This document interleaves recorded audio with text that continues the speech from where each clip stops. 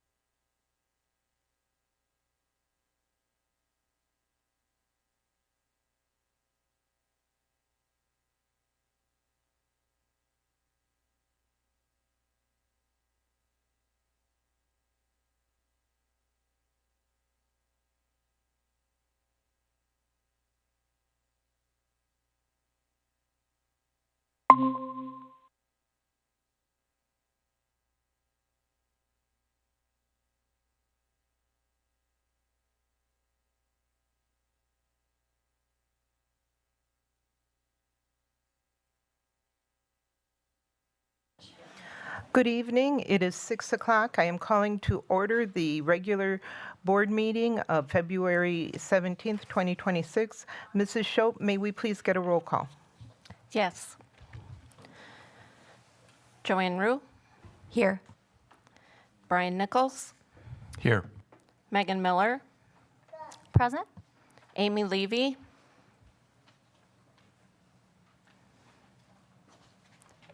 Tom Hankins, Here. Carol Fox. Here. One more call for Amy Levy and Tia Johnson. Present. All members are present except Amy Levy. Thank you. May I get an approval of the agenda with removal of item 8B as it did not get moved forward from committee? So moved. Second? Motion by Brian Nichols, seconded by Carol Fox. Any discussion? Hearing none. All in favor? Aye. Aye. Aye. Aye. Any opposed? Motion carries unanimously. Tonight, we have the privilege of having Gaston Principal Fonda Lewis here to introduce students from Gaston, who will lead us in tonight's pledge. Mrs. Lewis, would you please introduce your students? Okay, there we go. Good evening. I have the pleasure of introducing our Gaston Bandits tonight. These are fifth graders who are part of our student council, and their important job on the student council is to do our weekly announcements. So I have Rylan here in the front, and her favorite thing about school is lunch. We've got Alani's favorite thing is math, and Joaquin says he really likes doing all the sports in gym. So I'm going to let them take it away. Please stand. Please stand for the Pledge of Allegiance. I pledge allegiance to the flag of the United States of America and to the republic for which it stands, one nation, under God, indivisible, with liberty and justice for all.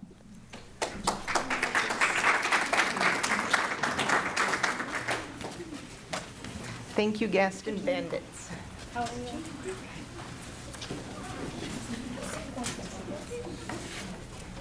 Next is the board president's report. Good evening, and thank you for joining us tonight and for your continued interest in and support of the School District of Beloit.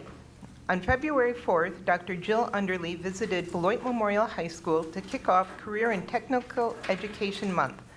District, community, and business leaders toured several CTE programs and observed students engaged in hands-on learning in culinary arts, business, welding, construction, early childhood education, and anatomy and physiology.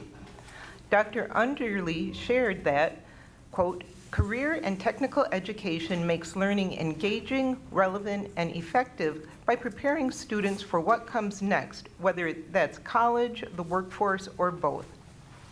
It was truly a pleasure to see our Purple Knight students interact with Dr. Underly and to showcase Beloit Memorial's outstanding CTE programs. We held a special board meeting on Tuesday, February 10th to discuss the Hendricks Family Foundation Literacy and Leadership Pilot Offer.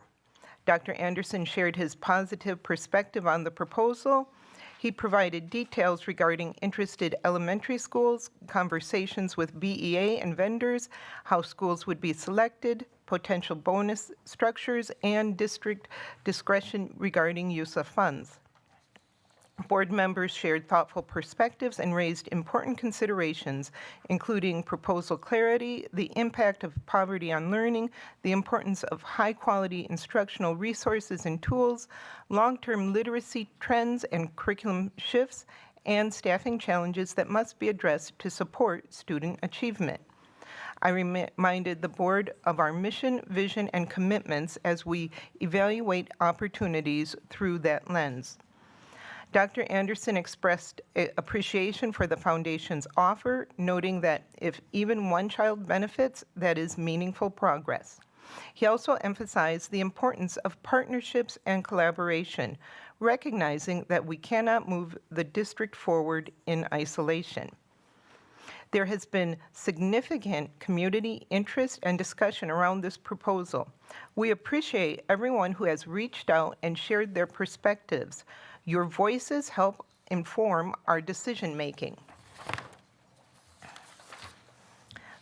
Last Wednesday, I had the opportunity to speak with students participating in the Rock County Civics Academy Student Practicum about my experience serving as school board member.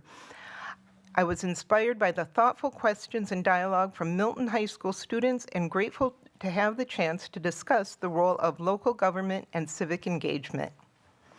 On Friday the 13th, I participated in the Beloit Memorial Friendly Feud at the Elizabeth Reinholz Auditorium. The event featured teams of Purple Knight students, Beloit Memorial staff, Beloit celebrities, and local elected officials. While the electeds were eliminated in the first round, the evening was full of fun and raised funds to benefit the high school theater program. Thank you to the students, staff, community members, and elected officials who attended and participated. With great appreciation to Mr. Greg Wallendahl for organizing such creative fundraising events that enrich student experiences beyond the classroom. Last night, we held a special board meeting to interview candidates for the Assistant Superintendent of Curriculum and Instruction position. I am pleased to share that, pending board approval, Dr. Anderson has offered the position to Dr. Leah Gordon-Malott, and she has accepted. Congratulations, Dr. Gordon-Malott. We look forward to welcoming you to COLAC and to the important work ahead. In closing, I have attached a copy of the board's collective commitments as a reminder of the principles that guide our governance and our interactions with one another and with the community. While we recognize there is always room for growth, we are encouraged by the many positive efforts taking place across the school district of Beloit. Together, we are making steady progress and continuing to build momentum for our students and our community. That concludes my report. Thank you. Next up, we have upcoming events and announcements. Board Member Carol Fox. Good evening. These are the announcements for Tuesday, February 17th, 2026. Congratulations, our Beloit Memorial Boys basketball team has been nominated for Bound Wisconsin Statewide Basketball Team of the Week. Voting is open until Wednesday, February 18th at 1 p.m., which is tomorrow, and so you can vote both days, today and tomorrow. If you're on your computer at home, search for Bound Wisconsin Basketball of the Week, Week 12, and look for the Beloit Memorial High School basketball team and vote today and tomorrow. The League of Women Voters and the NAACP will be hosting two forums, one for school board candidates and one for city council candidates. The school board candidate forum is planned for February 19th. That's this Thursday at 6 p.m. City Council is scheduled for February 26th, also at 6 p.m. I also have the Wisconsin Policy Monitor, along with Eyes of Beloit, invite the public to join for a second annual Spring Candidate Forum on Thursday, March 5th at Beloit City Hall. That forum starts with school board candidates at 6 and continues with the city council candidates at 7:15. On Sunday, February 22nd, come and enjoy some hot chili and some cool jazz by your high school and middle school bands. This event begins at 2 p.m. and in the high school cafeteria. Adults are $10 and students are $5. On Monday, February 23rd, from 5 to 7:30, the district is hosting a career fair at the Colac Education Center right here on 4th Street. So please come for that. So, will your child be 4 years old on or before September 1st, 2026? If the answer is yes to that question, then your child is eligible to enroll in the School District of Beloit 4K program. Come on into the Colac Center and enroll your student, or enroll your student online at beloitschools.net. Don't delay, enroll today. For sure. On Tuesday, February 24th, Gaston students, will be singing. Second and third grades start off the show at 5:30. At 6:30, the fourth and fifth graders will perform and wrap up the show. Meetings coming up and held here at Colac Education Center include Monday, March 2nd, the Policy and HR meeting is at 4. Monday, March 2nd, there's a special Teaching and Learning Equity and Pupil Services meeting at 5. And on Tuesday, March 3rd, the Business and Operation and Finance Committee meets at 5, followed by the regular board meeting at 6 o'clock. And that concludes the announcements for tonight. Thank you, Mrs. Fox. Next, we have recognitions. Tonight, we have with us Merrill Principal Regina McAllister to help us with a recognition of May Taylor.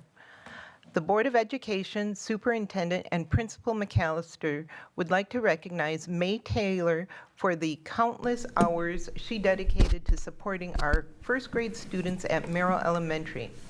Ms. Taylor, whose daughter Ms. Warfield teaches first grade at Merrill, consistently volunteers her time to make a meaningful impact in our classroom. She reads with students, works with small groups, and provides care, encouragement, and academic support to help our learners grow and succeed. We are incredibly appreciative of Ms. Taylor's generosity, commitment, and passion for supporting our students. Her presence and dedication make a difference, and we are grateful to have her here as part of the Beloit School District community. Mrs. McAllister, would you like to share something as well? I would. Thank you for having me tonight. I appreciate it, and thank you all for coming. I'd just like to say that Ms. Taylor has an undying passion for Merrill, and I truly appreciate that. Her daughter does teach in a first grade classroom there, and Ms. Taylor helps in that classroom, but she helps all of our students. So I'm very appreciative to her. She's not able to make it tonight because she's under the weather. I will make sure she receives a certificate, but I did want to make sure that we publicly recognize her for everything that she brings to Merrill. I truly appreciate it, and my gratitude is there for her. Thank you. Thank you.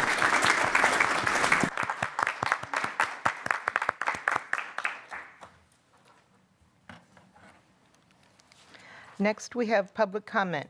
Mrs. Shope, is there any public comment tonight? Yes, we have several in the room and several online. Okay. Members of the public are welcome to attend all open meetings of the Board of Education. Individuals attending board meetings are expected to conduct themselves in a respectful and courteous manner that models appropriate behavior for our students. Individuals wishing to comment are expected to comply with the norms found on the back of your comment cards and in Board Policy 187, Public Participation at Board Meetings. We ask that each of you contribute to maintaining a respectful and orderly meeting to prevent discussing confidential matters in a public forum by following these norms for public comments during board meetings. Thank you for your participation and courtesy. Mrs. Shope? The first person I have tonight is Matt.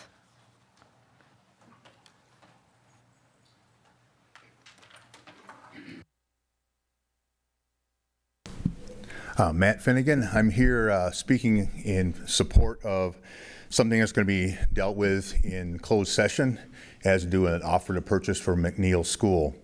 I was thinking about what I was going to say tonight, and I started realizing I'm an old guy now, and I realized that I've been around since '79 when the Beloit was really hurting. You know, when oil embargo and all that stuff had happened, and the industrial town was going down, and I've seen it rise from the ashes. You know, and like Dr. Anderson said, that it wasn't done in a vacuum. It was done with spirit of cooperation by community leaders, the school districts, industrial leaders, public and private partnerships. And one of the reasons I'm bringing all that up is you have an opportunity later tonight to continue with that kind of community support. Rock County Christian has been in town operating for 40 years. We put in a very good offer here, and we really would appreciate an acceptance of that offer. One of the things that works really well for a growing community is choices. And so that is one of the choices. We have 3 education choices in it, which some people like, some people don't. But the reality of it is, when you have choices, we all rise to a higher level. And I think that's, you know, it's just kind of part of our country. It has been throughout history, that when we have competition, when we have to rise and do our best, and we don't do that in a vacuum either. So I'm really hope that you guys would consider that offer. I guess that's really all I have to say. I appreciate the opportunity. Thanks. Thank you. Mrs. Schultz? Next, I have Terry.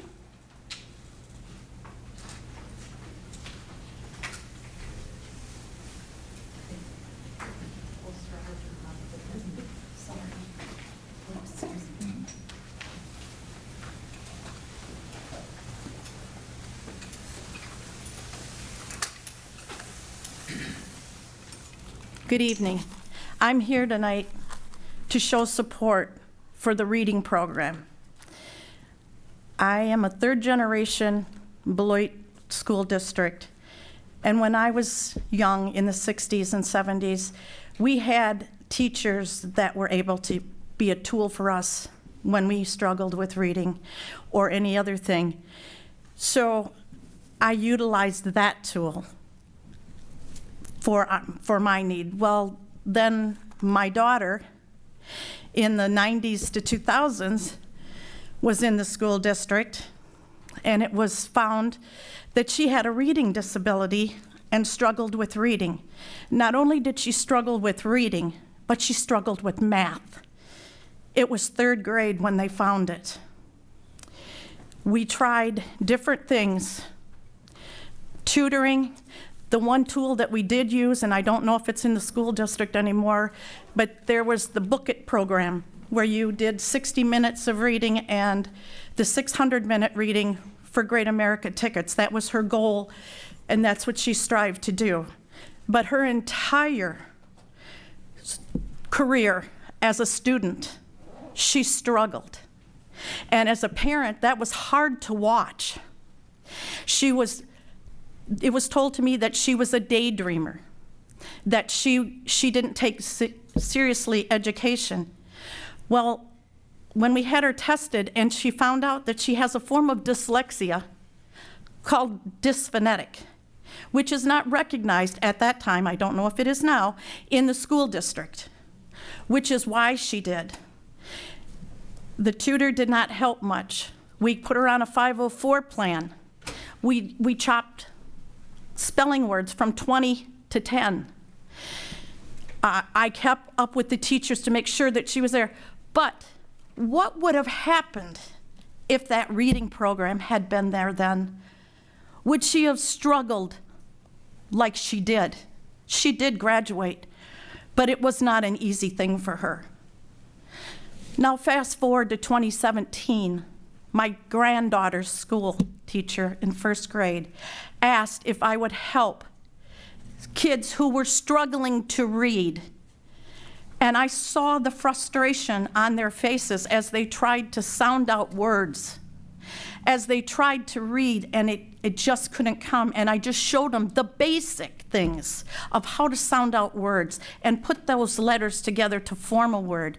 And I watched them go from a frustrated state to eyes brightening up because they were getting it. And they read one sentence, then two sentences. Pretty soon they were reading a paragraph and smiles all over their faces. But what would have happened if that had been there? I'll yield my time. You're yielding your time? Yeah. Would that have been something that they would have taken advantage of? They're now 8th graders. I'll never know. But fast forward to today. We just found out a couple weeks ago that my grandson has a reading. He struggles with it and also struggles with math because the two go hand in hand. And now, if this reading program were to be present, would it be a tool for him to use to not struggle anymore? My daughter, she became overwhelmed, as the psychologist told us, and she wasn't not taking school seriously, but she was being lost because she didn't understand and she couldn't keep up with that kind of thing. But you guys, you have the key to unlock the box. You have that key to help these guys by voting yes for this literacy program. It can't hurt. We've already tried several things and it didn't work. So what's the worst that could happen? That's the status quo? But what if it does work? What if your legacy here today is that you voted yes, and those kids out there become doctors and lawyers and ministers, and even technicians need that. Even if you're a housewife, you need to know how to read a recipe to cook. Those are life skills. And I believe if you give them the tools, they can and they will succeed. And I just hope that you guys will vote yes, and that my grandson will be able to take that tool and stop struggling so bad. I really hope that you guys, please, don't let him struggle anymore. Thank you for your time. Thank you. Mrs. Schultz? Next, I have Jeff Kroll.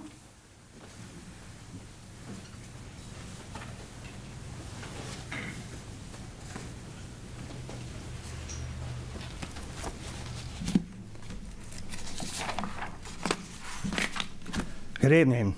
Jeff Kroll here. I'm a lifetime resident of Beloit here. I attended Beloit Memorial High School and graduated, you ready for this? In 1961. You all remember that, don't you? I've had several aunts and uncles and cousins that were teachers. My Aunt Virginia was taught at Converse School for 20 years, and then she became principal at Royce. She was always interested in any program that could help her students. I know that she had her son repeat first grade because she felt he wasn't ready to move on to second grade, that he had a reading problem. He went on to earn his master's and ended up choosing education as his format of life. I strongly support the Hendricks proposal. We need to help our young students with reading and writing so they are able to achieve certain goals and have better opportunities to be successful in life. It would be a great benefit of teaching and the staff if the students were at grade level when they entered their class. I strongly feel that the school board should accept the proposal of the Hendricks Family Foundation. I just want to say that a close friend of mine had a reading problem his whole life. And he would call me to take him to the doctor or to the hospital because he couldn't read the paperwork and couldn't fill it out.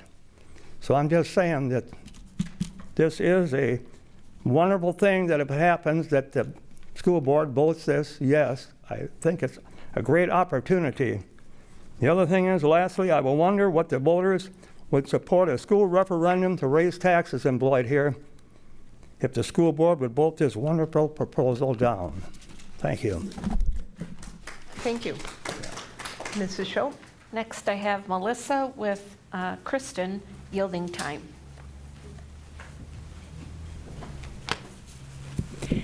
Good evening, Dr. Anderson, members of the school board.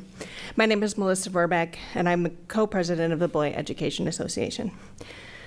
Public education is founded on the pursuit of every possibility to improve student learning. In Wisconsin, and Beloit specifically, we have been deprived of the fundamental resources that endeavor requires: school funding. The Hendricks Family Foundation's proposal to provide $2.5 million for open literacy and Skyrocket will deliver that very resource to our students. As professional educators, we know some educational programs will fail and some will succeed. This current effort is no different. However, we do know with certainty that our students deserve every opportunity for academic success. Beloit educators are deeply committed to improving literacy and outcomes for all students. With the passage of this grant proposal, we have the opportunity to try something different for students at the elementary level. We recognize that additional instructional resources, one-to-one tutoring opportunities 3 times a week, and differentiated professional learning building wide through Skyrocket could positively impact students at the chosen building during this 3-year pilot. Due to interest from members, the Beloit Education Association held its own meeting with Ms. Furseth and others from Open Literacy and Skyrocket. Those who attended listened to the presentation, asked questions, and received answers from the panel. There was productive dialogue held during this time, and we appreciated the opportunity to hold this event for our members. We also understand the significant financial pressures facing the district and the importance of pursuing every opportunity that might improve student outcomes as the community considers a referendum. The district's ability to secure voter support for a referendum will be critical to maintaining programs and long-term stability. To be sure, the proposal in front of you tonight is a very temporary solution to the long-term need for appropriate funding. After careful consideration, the Beloit Education Association executive team met and voted unanimously to support this proposal from the Hendricks Family Foundation. If this proposal should pass, the BEA respectfully requests a formal role in the development and oversight of any additional compensation model associated with this program. We believe that collaborating on the criteria, metrics, and distribution structures will help ensure transparency, fairness, and alignment with our agreements, while also reinforcing trust among staff. In conclusion, we ask you tonight to carefully consider this proposal. Please think about the students currently in our district who would benefit from these programs. Think about the future and the impacts that may be achieved following an approval. Likewise, think about what a denial will mean for our students and perceptions of the district. I appreciate you taking the time to listen to my comments this evening. Thank you. Thank you. Next, we have Stephanie.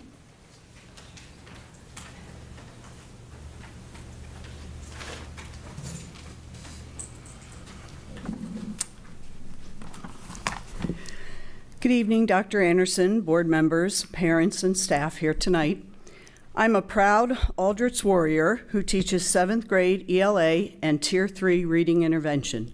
I have my 316 reading license, and I've taught Title I reading in the past.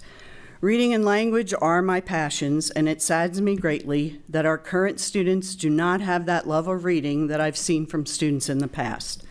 While I am not a fan of the businesswoman who is behind the foundation offering our district the reading programming grant because she is decimating our public schools by using the voucher system, which takes away funding from us, I am here to ask you tonight to vote yes for that opportunity for our struggling students. Our reading scores have steadily decreased in the past few years, and I will support any program that will help our students increase this reading ability. Any help that we can give our students to give them those better reading skills and allow them time working with smaller settings or one-on-one with a tutor can only strengthen their reading ability and make them stronger readers. With my support of this program, however, I am also using urging the board to look into the rest of our language arts curriculum and instruction so that all of our students can get support in reading instruction that will help them become more successful readers. In the last several years, the novel units have been taken out of our middle school ELA curriculum so we can focus more on writing, so our struggling readers don't even have the opportunity to experience good literature in those ELA classes. Many of our former reading interventionists who used to work one-on-one or with small groups of students were turned into instructional coaches who now only work with teachers and sit in meetings many days a week and don't work directly with students anymore. Finally, and sadly, technology and the use of Chromebooks have made our students rely more on videos and screens rather than enjoying the pages of a book. If we want our reading scores to increase, then we need to do whatever is necessary to see that our students are receiving quality instruction and interventions that provide them with that support that they need to become the shining stars that I know they can become. There's a saying that says, readers make leaders, and if we want to have leaders coming out of Beloit, we need to, once again, make reading a priority and do whatever we can to ensure this success. And accepting the offer from the Hendricks Foundation may be the first step towards working towards this. Thank you. Thank you. Next, we have Andrea.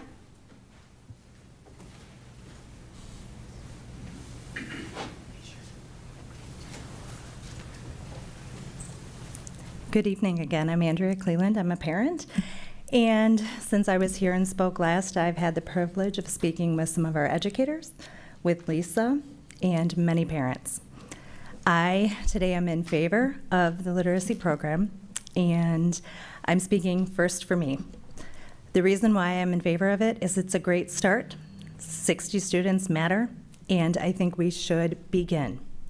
And I also think that we should look at partnering, belonging, the things that I've said before, and open the doors for the community to come in and be face-to-face with our students.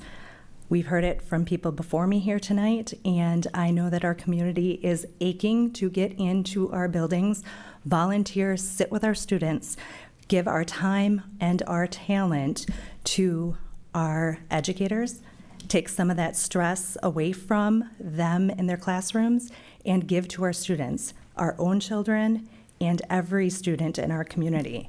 We want in, we've signed our forms, that's what our families have said to me in our meetings. We have started a parent coalition, and we want to partner with you. If you are a parent in this room and want to join us, let's do this. Let's be the community that we want, that our children need, that the board needs, that we need to partner with the Hendricks Family Foundation and bring everything back together, Beloit proud, Beloit strong, the way that we all envision it, without needing to be the savior, because we are all the saviors for our children. And that's where we need to be, and we can all do it. And the momentum is here, and maybe this is the start of it. So thank you, and let's partner and get there. Let's figure out the path, the plan, and do this together, because this might just be the time to do it for everyone. Thank you. Thank you. Mrs. Scho? Next, we have Greg.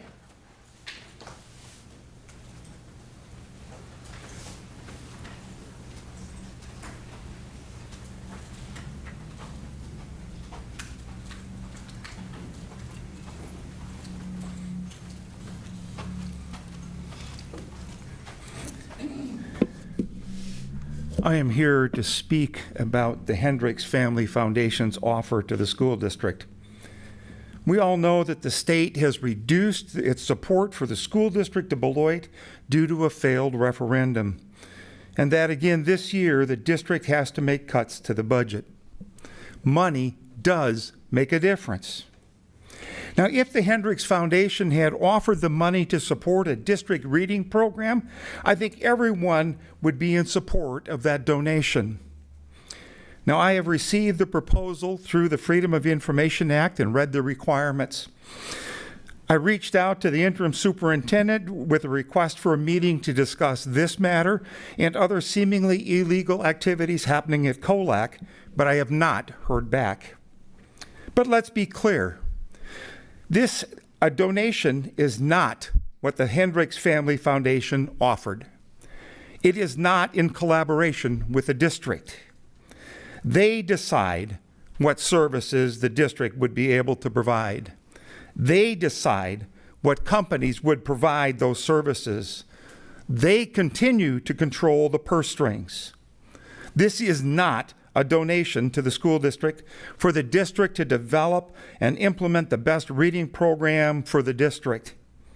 It is limited to a small number of students in one building. It is not going to serve everybody in the district that the donation could do. Now, even though it appears that the district gets to make choices in the implementation of this program, the Hendricks Family Foundation has to approve all of those decisions. This is not a school district program. It is the Hendricks Family Foundation buying its way into and controlling a piece of public education. It is important that the community truly understands what this offer is and what it means, and to think about it before listening to the misinformation and disinformation spread on social media. For this reason, I urge you to vote no to the Hendricks Family Foundation's buying partial control of the school district. Thank you. Mrs. Scholl? Next, we have Robin with Chris yielding his time.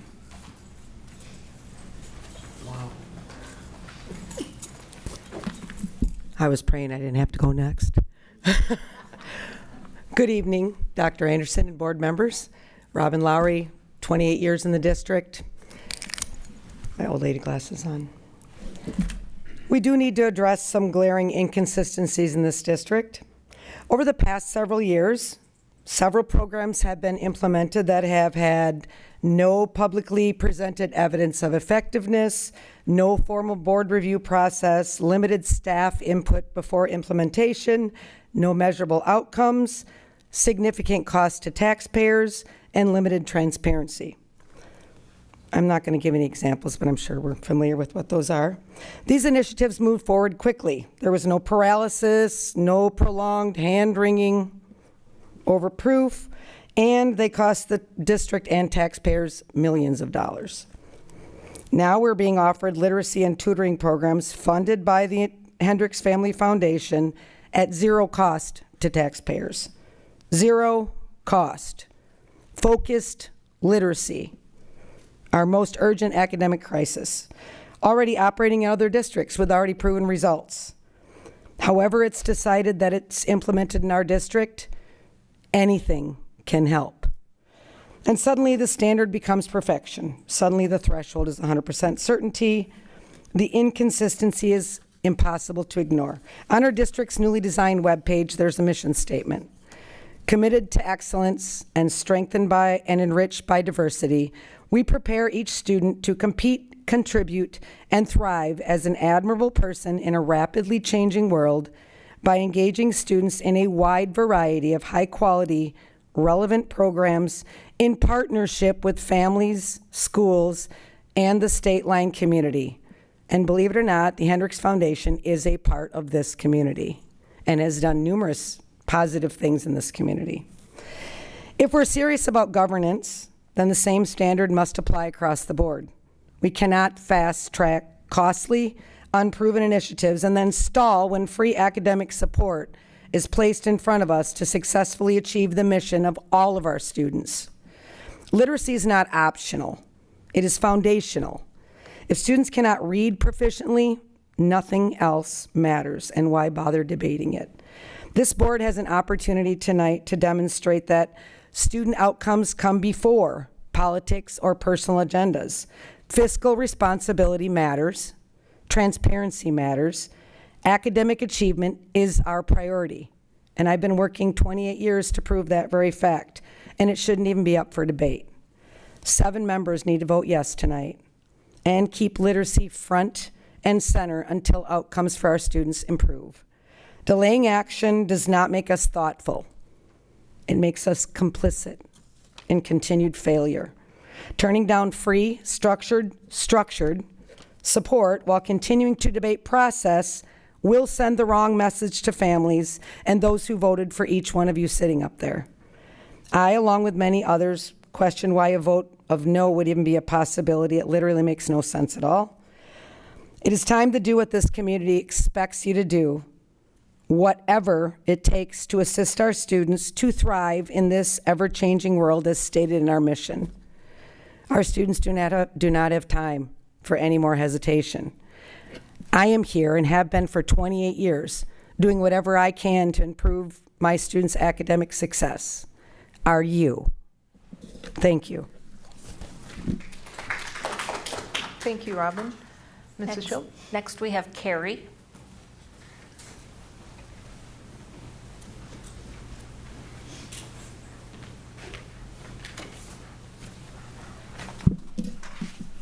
Good evening. My name is Carrie Sworth. I'm here tonight in two different capacities, as a mother and also the president of the Chamber of Commerce. As a mom, I have a young child who will one day be a student in this district. Like every parent, I want the very best for my child, academically, emotionally, and socially. I want them in classrooms where they are challenged, supported, and prepared for a future full of opportunity. I want to send my child here to the School District of Beloit. As the Chamber President, I've had the privilege to work alongside many educators in this district. I see faculty and staff who are deeply committed to their students. They are doing great work. They care. And many of them are asking for support from this board and from the broader community to ensure their students graduate truly prepared for what comes next. Last week, I submitted a formal letter of support on behalf of the Chamber to each of you and Dr. Anderson regarding the Hendricks Family Foundation $2.5 million pilot proposal. We did that because we believe this represents an opportunity worth serious consideration, an opportunity to partner, to invest, and to move forward. This proposal represents more than funding. It represents belief in this district. It represents a willingness from the community to invest in improvement. A trusted colleague recently reminded me that the role of the board is to determine what needs to be done. Then the superintendent's role is to determine how it should be done. We have a veteran interim superintendent who sees solutions to some of the challenges facing this district. If we truly believe change is needed, if we truly believe that outcomes must improve, then we must allow him to do his job. We must allow leadership to lead. This vote sends a message. It sends a message to educators who are asking for support. It sends a message to community partners willing to invest. And it sends a message to parents like me who are deciding whether our children will grow and learn. If I don't see a willingness to evolve, embrace opportunity, and to build forward rather than defend the status quo, I have to ask myself a difficult question. Why would I choose this district for my child? Families have options, and we're watching. I want to be proud to enroll my child here. I want to advocate for this district. I want to see us rebuild strength, trust, and excellence together. Tonight's decision is about direction, and I urge you to choose forward momentum. Thank you. Thank you. Mrs. Next, Schultz? I have Janice.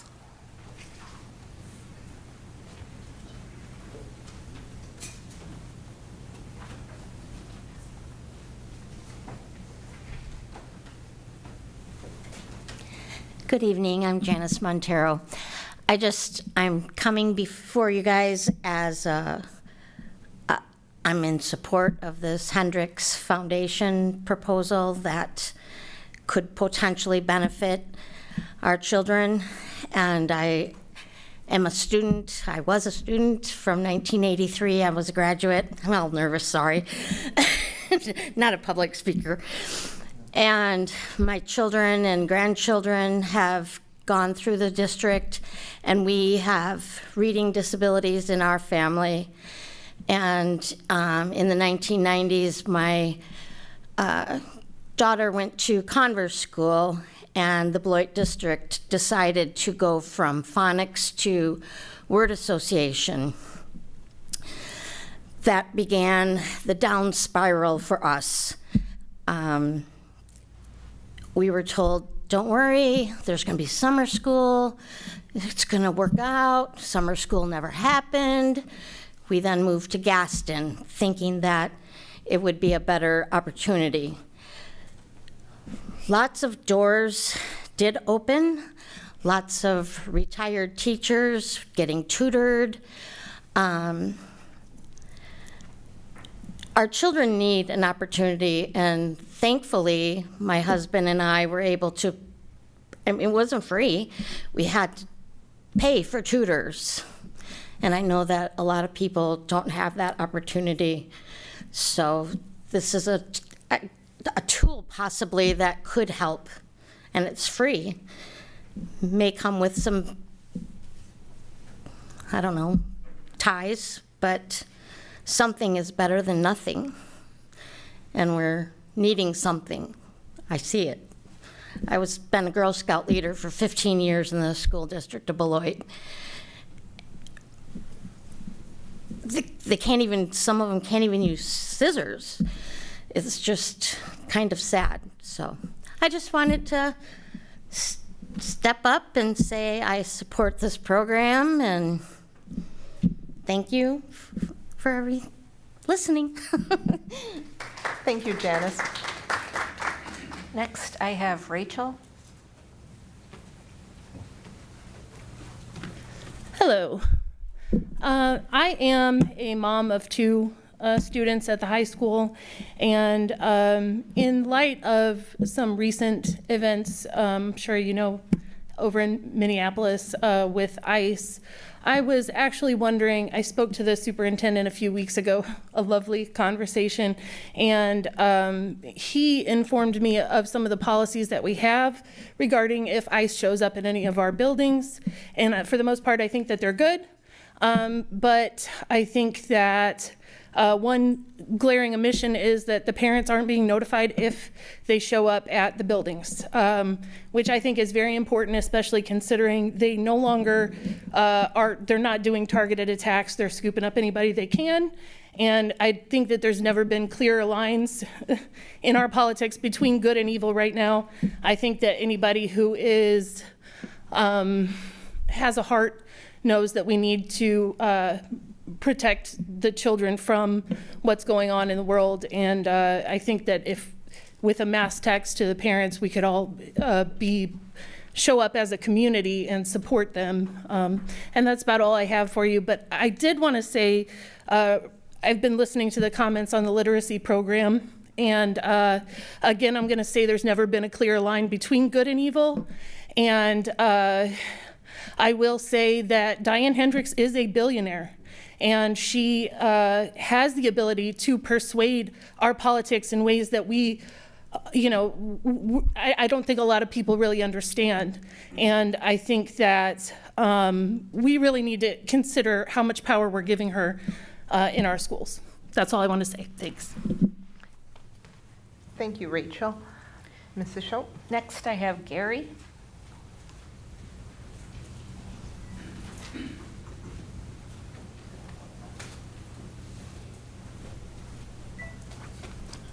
My name's Gary Fields. I'm here on behalf of a grandparent. I have grandkids in the school system in Hackett. A granddaughter that's 10, 4th grade, can't read. Not proud of that.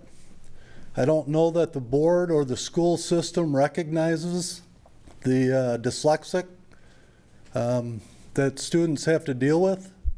20% of the population has dyslexia, and yet this school district has nothing to support that. No curriculum, no testing, nothing. We had to go outside to Madison to get her tested. We have to pay for tutoring monthly just to help her try to survive. There's other schools that offer programs. Turner offers it, Clinton offers it, Lincoln Academy offers it. I don't know why Beloit doesn't. So do some research, try to figure out why, and try to help all the students. I'm in favor of the literacy program. Don't know if it'll help her. We have 2 other kids in the system as well. I'm sure it'll help someone, but doing nothing's not an option. So vote yes and work on getting some curriculum that will help the other students as well, or the students will leave. Thank you. Thank you, Gary. Mrs. Schultz? Next, I have Pierre.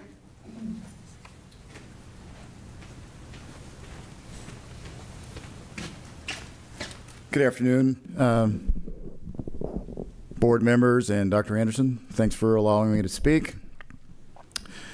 I am speaking on the literacy program, and I do support the program. My name is Dr. Pierre Charles.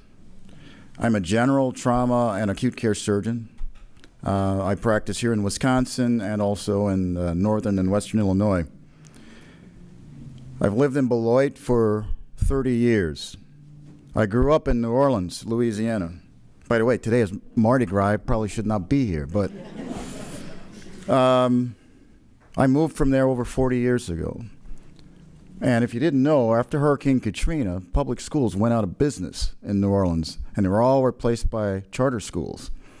And New Orleans was the sort of the model for how how education can improve with the charter schools. Now, what attracted me and my wife to Beloit some 30 years ago was how good the public school system was here. We knew it was good because most of the doctors that I practiced with at Beloit Clinic sent their kids to Beloit schools, from grade school through high school. Now, most of the doctors send their kids away somewhere else or even to the charter school. And it's not because of racial differences or economic differences or class differences. It's because the school system seems to have changed its focus from academics and academic rigor and now focus more on social issues and cultural issues and pop culture. The basics of teaching, like reading and writing and arithmetic, have fallen by the wayside. Our country, the U.S., still has the world's best advanced education programs. The PhD programs, the law schools, the medical schools, engineering, pharmaceuticals, robotics programs, aerospace, finance. The best schools are in this country. But the students who are filling those seats are coming from foreign countries. Our students can't compete with them. Our students can't read. Our students can't do mathematics. They're on their cell phones. They're playing games. They're on TikTok. The Indians, the Chinese, the Japanese, the Koreans, the Kenyans, the Nigerians, the Ethiopians, they're coming here eating our kids' lunch because they can read. They're focused on the basics. Beloit School District is being offered an opportunity by one of the most civically minded, socially minded benefactors in the country. To reject this multi-million-dollar literacy program that promises to enrich, even if it's a small group, but is promising to enrich our students, if we fail to do that, that's an unforced error. And the negative impact of that unforced error today is going to be felt 20 years from now. You may not see the difference now, but 20 years from now, when that generation can't read or can't compete, that's when we fall behind. I strongly urge the board to support this initiative. Thank you very much. Thank you. Mrs. Schultz, would you please note that Brian Nichols yielded 3 minutes to that? Thank you. And who do we have next? Next, we have Lisa.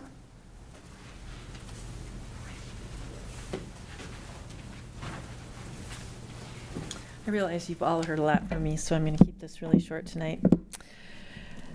We've had a great dialogue about the decision on the docket tonight related to the Hendricks Family Foundation proposal, and I believe at least we've made significant progress in addressing the concerns that have been raised, and more importantly, on starting the hard work of building trust. A request came to me today to consider the possibility of a delay in the vote in order to consider whether or not there's a need for one additional board workshop in order to respond to remaining concerns. The suggestion is we may be close to consensus. While we are anxious to dig in and get to the work of implementation, approval of this pilot would represent the start of an important partnership, one that will require openness and adjustment if we're going to be successful. With that in mind, if this board determines that there is sufficient value in additional dialogue, we'll defer our request for a board decision until March 3rd and do whatever we can to make ourselves available to provide a response to remaining questions. It is important to note that board support is one important part of the equation. So is the support of educators and the BEA.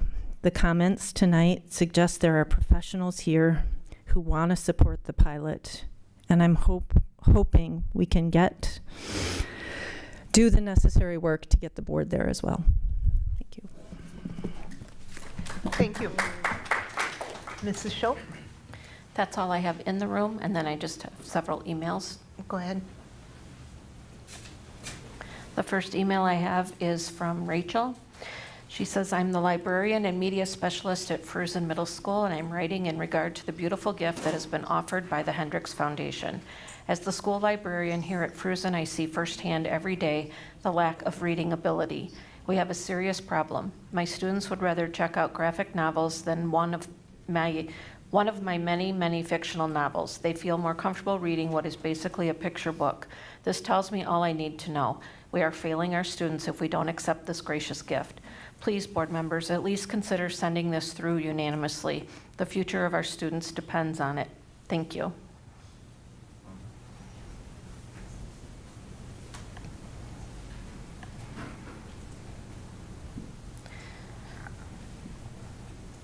Next, I have one from Miriam. We need to support the Reading Initiative gift, not only for our future, but for the lifelong benefits of reading proficiency. I can't fathom why anyone would vote against this magnanimous gift to our community.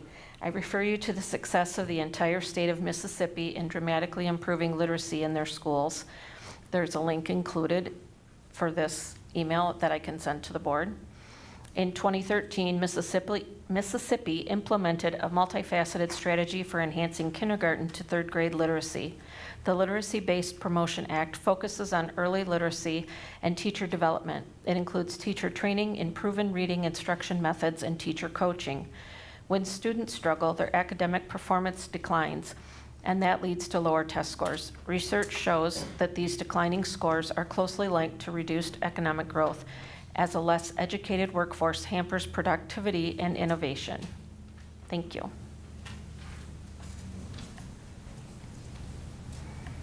Next, I have one from Sarah. Members of the school board, I'm a retired pediatrician in this community. For many reasons, I remain very invested in the education and well-being of our district's children. I believe the correct decision you make today can help positively shape their future in our community. With that in mind, I encourage each of you to vote yes on this proposed literacy program. Research has shown that open literacy programs, high-dose tutoring methods can have positive effects on student achievement. While long-term hard data seems to be still developing, we do not need to look far to see encouraging results. A neighboring community has reported subjective positive experience thus far. I see little downside to giving this program an opportunity to succeed. Some may feel the timing of this vote is rushed or politically motivated. However, in order to fully implement the program for the upcoming school year, timely action is necessary. Given the district's recent low performance metrics, it's imperative that we act without delay to support our students. There have been time for board members to reach out to other districts and gather additional information if they desired to do so. This initiative should not be viewed through a political lens. It is a nonpartisan issue. The identity or political affiliation of the donor should not matter. What matters is whether the program has a potential to improve children's literacy.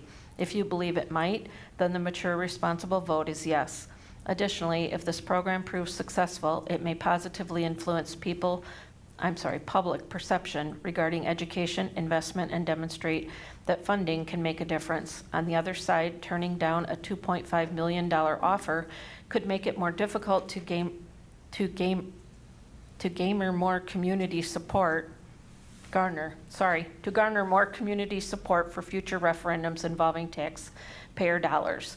In summary, if there is potential to improve literacy outcomes at zero cost to the community, this opportunity deserves support. Details can continue to be redefined, and other complementary efforts can work alongside this program to further strengthen outcomes. I encourage you to vote yes for the benefit of our children and our community's future. Sarah.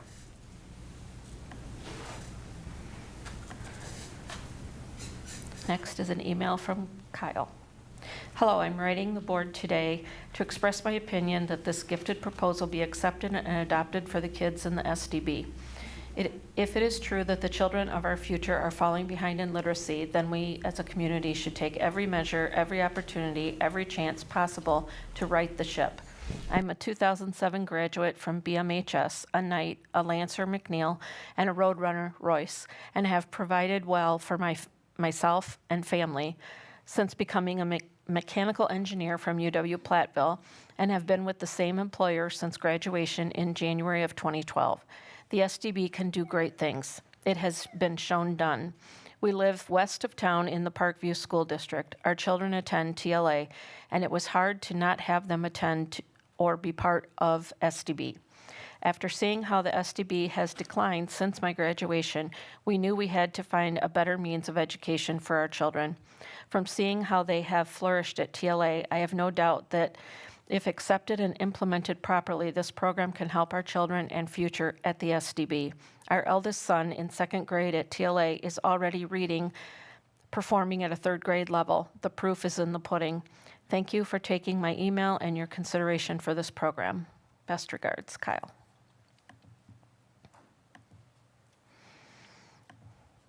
Next is an email from Doug. Greetings, Beloit School Board members. My name is Doug. I'm a lifelong resident of the Beloit area and attend Beloit schools, as did all three of my children. I graduated from Beloit College and have been a business owner with a local payroll of 40 plus years. I fully support approving the generous Hendricks Foundation $2.5 million gift for implementing the Open Literacy Skyrocket Leadership Program.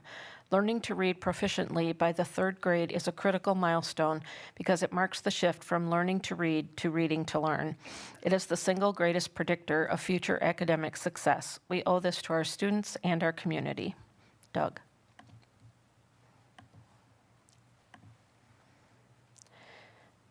Next, I have one from Joanna.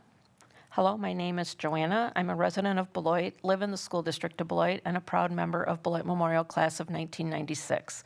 I hope that you accept the generous offer from the Hendricks Family Foundation. This offer has the potential to positively impact the students' reading skills with no cost to the district. We all know that many of our students are behind in reading, so the district must take advantage of this opportunity. I am a mother to a third and fifth grader and have seen how the saying that in third grade, kids go from learning to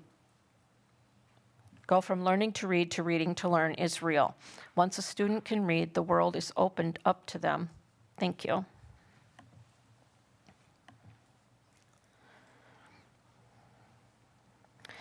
I have one from Martin and Lisa. Please approve the reading program proposed by the Hendricks Family Foundation. Make literacy a reality for all students in the school district of Beloit, starting with this gift. Martin and Lisa.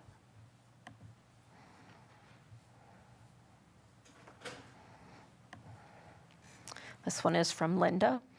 My name is Linda. I'm retired and I reside in Beloit. I have been privileged to be on the board of directors for the State Line Literacy Council 10 plus years, retiring in 2017. During this time, I was treasurer, fundraiser, tutor, and jack of all trades. My tutoring was for anyone needing extra help. It did not involve classroom participation. I will always remember two of my adult students. The first was a mother of one. She wanted to apply for a position that required math, which she thought she would never use. I asked her if she baked at home, and she said yes. So we talked about measurements and began our journey. Well, the ending was successful, but after her frustration, tears, hard work, and determination. She now has a job in a pharmacy and is successful. She said her struggles gave her the tools she needed to make sure her son was able to complete high school successfully and had gone on to college. The other student wanted to get his driver's license and could not read well at 21. He used the internet to get by. We did not use the internet when I tutored him, although it can be very helpful now. He struggled with words that sounded the same but were spelled different and had different meanings. The young man eventually took his written and driving test and passed. He had talked about returning for more tutoring, but never did. Both of these are favorite memories for me, but I wondered how they were able to get through school. I will vote yes for this elementary pilot offer to better educate our kids, not only in elementary, but it will help students learn better as they continue their education. Thank you, Linda.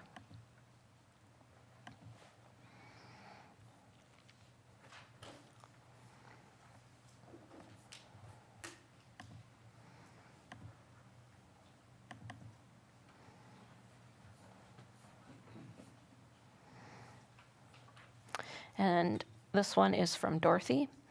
The most sacred right we possess in a democratic society is our right to vote. We have maintained that a motion passes or a candidate is elected by a majority vote. My concern with the proposal under consideration tonight is this tactic and the timing. There is no need to ask for a unanimous vote because I would submit that not one board member present tonight from any company in this jurisdiction has that requirement for any items that appear on their agenda.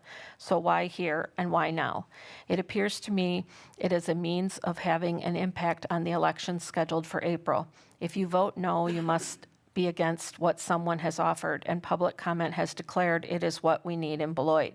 And this false narrative about needing a unanimous vote for all to be in and committed is, in my opinion, a form of coercion. This board we see tonight will not exist in about 6 weeks, so why not wait until after the election to let the board who will implement this program vote? The need to dictate who will be on the next board is overriding the real issue presented here. My comments are related to this process, not the program. I am personally opposed to this process. Dorothy. And that was the last one. Thank you, Mrs. Schultz. Next on our agenda, we have Section 5, public hearings regarding petition to alter school district boundaries. At this time, I respectfully request a motion to appoint Attorney Lauren Baran as chairperson and myself as secretary for item 5 on tonight's agenda, the public hearings regarding petition to alter school district boundaries. So moved. Second. Motion by Brian Nichols, seconded by Mrs. Fox. Oh, I'm sorry. I did not see that. Discussion, Mrs. Levy. Thank you so much. Just want clarification. It makes sense that Lauren would be the chair and lead this, but I'm wondering why you, instead of Michelle, need to be appointed the secretary for this item. Is there something I'm missing? That was the legal recommendation.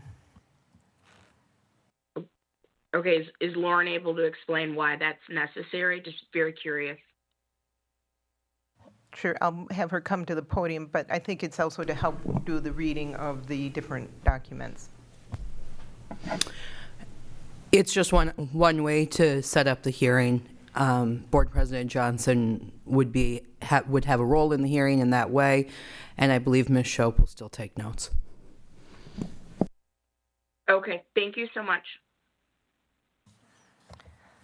Thank you. We have a motion and second. Any other discussion? Hearing none, all in favor? Aye. Aye. Aye. Aye. Aye. Any opposed? Motion carries unanimously. Mrs. Barand, you have the podium. Could I just get clarification on who moved and seconded, please? Brian Nichols made the motion. Carol Fox seconded. Thank you.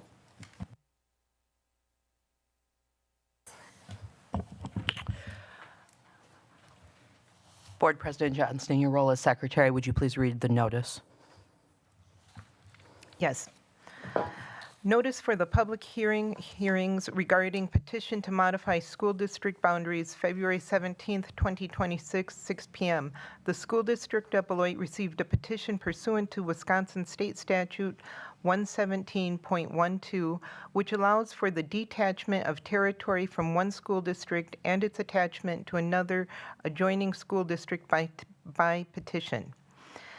In this case, the adjoining school district is the Beloit-Turner School District. A petition for detachment of a small territory may be filed by a majority of electors residing in the territory proposed to be detached, or the owners of 50% or more of the territory proposed to be detached.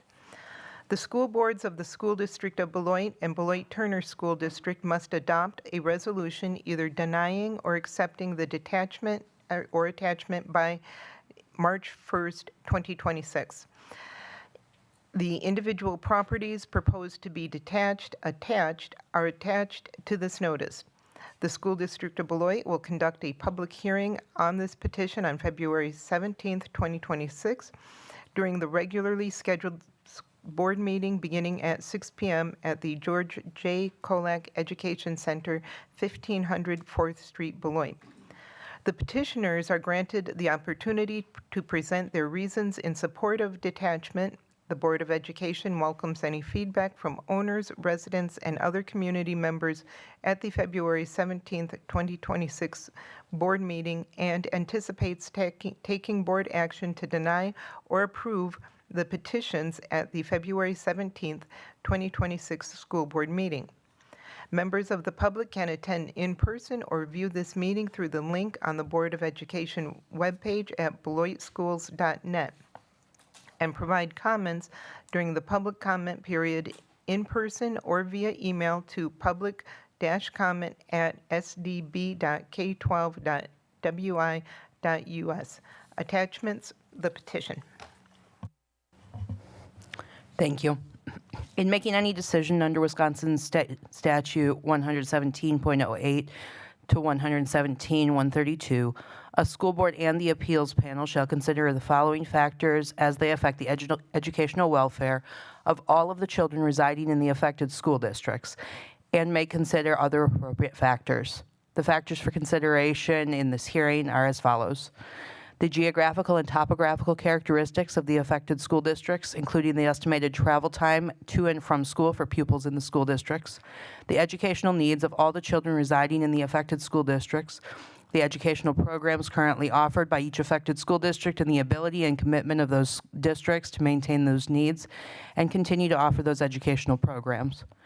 Whether the proposed detachment will have any adverse effect on the program currently offered by the school district from which the territory is proposed to be detached, including both curricular and extracurricular aspects of that program.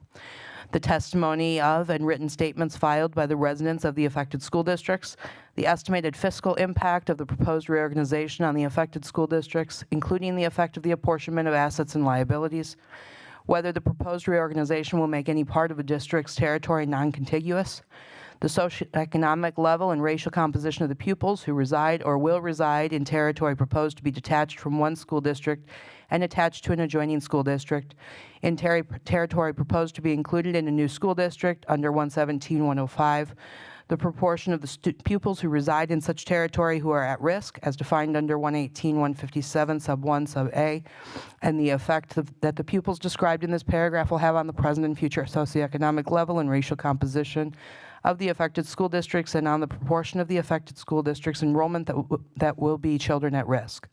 The results of any referendum under 117.10, and in reaching its decision, the school board again may consider and weigh other appropriate factors as needed. Before taking presentations, I'll review the rules applicable to this hearing. This is an informal hearing, but we will record the information presented. Each person offering information will come to the podium, state your name, address, and the district in which you currently reside. Speak distinctly so that we can be sure your information is recorded. The procedure is to hear from the proponents, the petitioners, those in favor of the petition first, and then from the opponents. Following the proponents, those who do not want the territory transferred will be heard. Following the initial presentation by the proponents and opponents, there will be a short time allotted for rebuttal and/or summation by both sides in the same order as before. After the proponents and the opponents, if the district administration has not already spoken, I will allow time for any comment by the district administrator, and then I will allow both the proponents and the opponents to provide any additional information. So at this time, if the petitioner would like to come to the podium, I don't know if anyone else is here on behalf of either the proponents or the opponents, but I will allow the petitioner to speak first.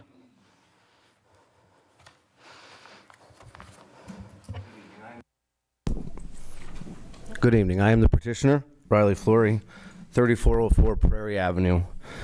My wife and I have petitioned to detach the property from the school district of Beloit.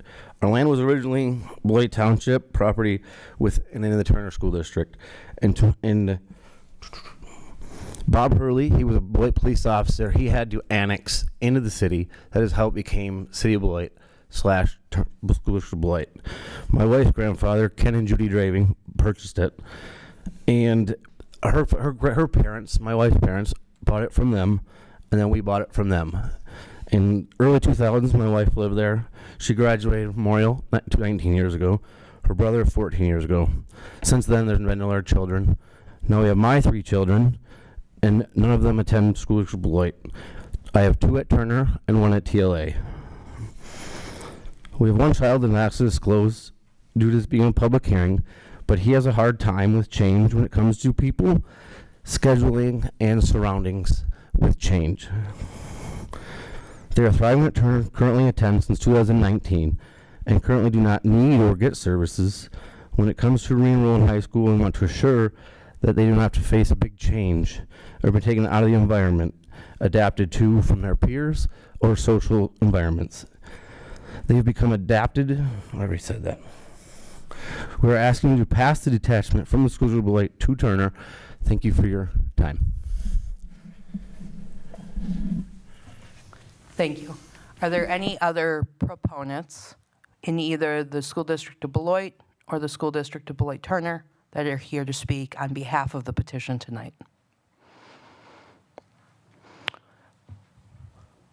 Is there anyone in the room wishing to speak to oppose the petition? Dr. Anderson, do you wish to offer any comments on behalf of the administration? Yes, thank you very much. It is my recommendation to deny the detachment of the property. School districts get its property base for the property within the school district. If property is detached and goes to a different district, then our ability to tax that property to support the education of our students goes away. And we all know that the school district of Beloit is in need of finances. At this time, we cannot afford to have any of our property detached and moved to another district to lose that dollars. I do understand the comments about the education, but open enrollment is a vehicle. As much as I hope people open enroll into our district, open enrollment is a vehicle that if you want to go from one district to another, you can apply for open enrollment. And if there is room in the district in which you applied, then there is an opportunity to be enrolled in that district. Thank you, Dr. Anderson. Would the petitioner like to provide any response or additional information?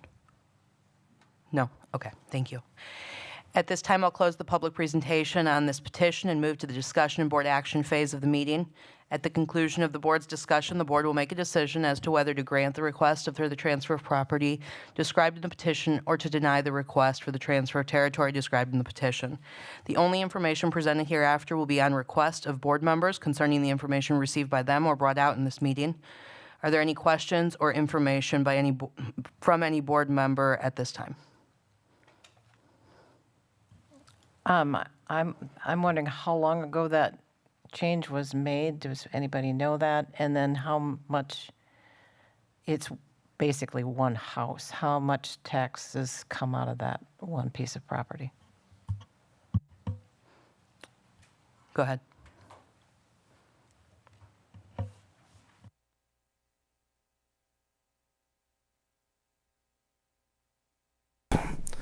I don't know if you've seen, I did provide maps with the petition, and it was in like 71 that it got changed. And the taxes is $1,970. That's it.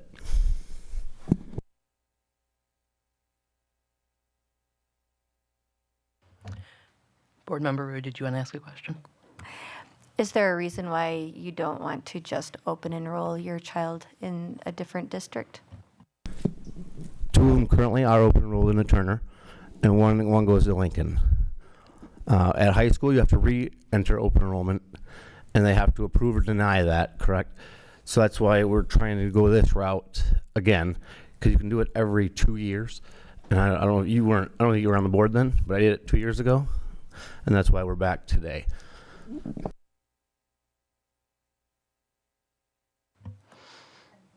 I have a question. The 1970 tax quote, is that from the 25 year? Correct. Thank you. Any other board questions?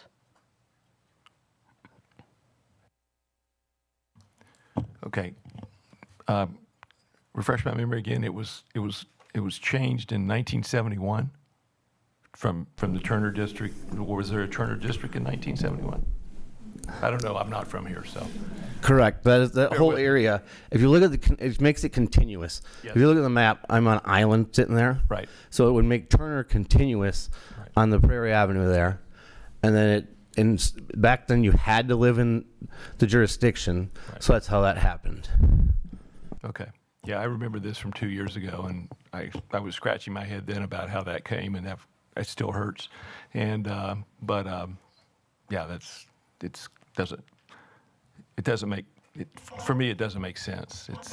It's like carved out, and it's one piece of property, and it would assist the family in educating their kids. That's my take. Thank you. Any other board questions before we turn to discussion? Oh, Ms. Levy, sorry. Oh, I apologize.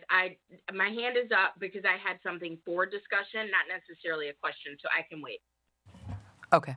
Any other questions before we move to discussion? Okay, thank you.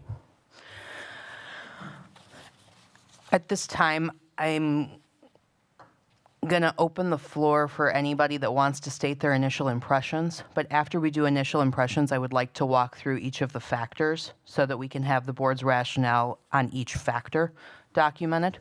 So if there are any general comments that anybody would like to share at this time, please go ahead and do so. Mrs. Levy? Thank you so much.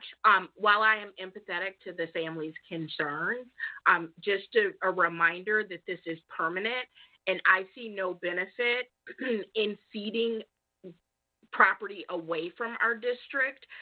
Again, I completely agree with Dr. Anderson. Open enrollment is an option, and I think that remedies the concern for the family.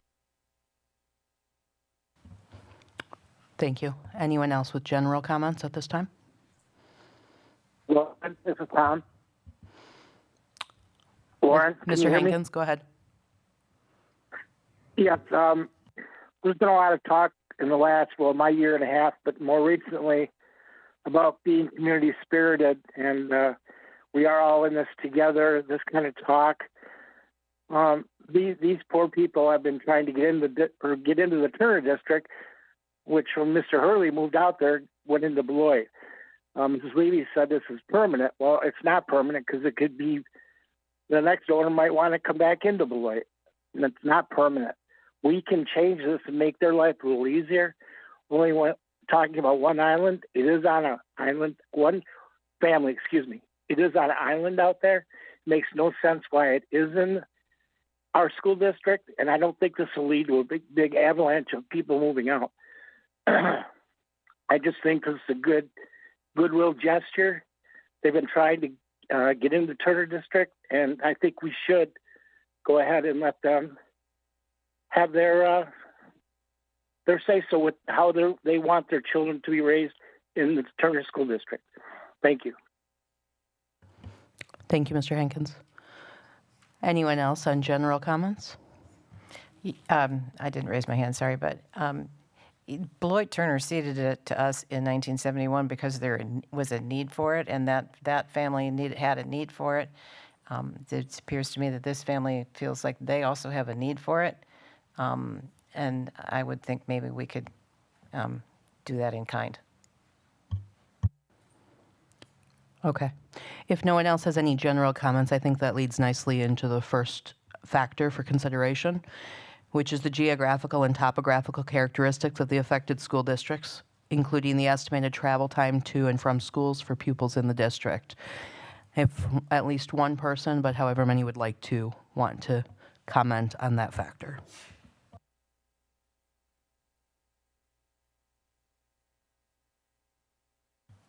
Okay. Well, I know back in the day when Mr. Hurley moved out there, you could see Turner High School, and you could do a few drivers and get over there. So, it's very close to the middle school and the high school, and it's not that far from the Garden Prairie School either. So, to me, it's very close. It should be. Back in the homeschool days, that would be their homeschool.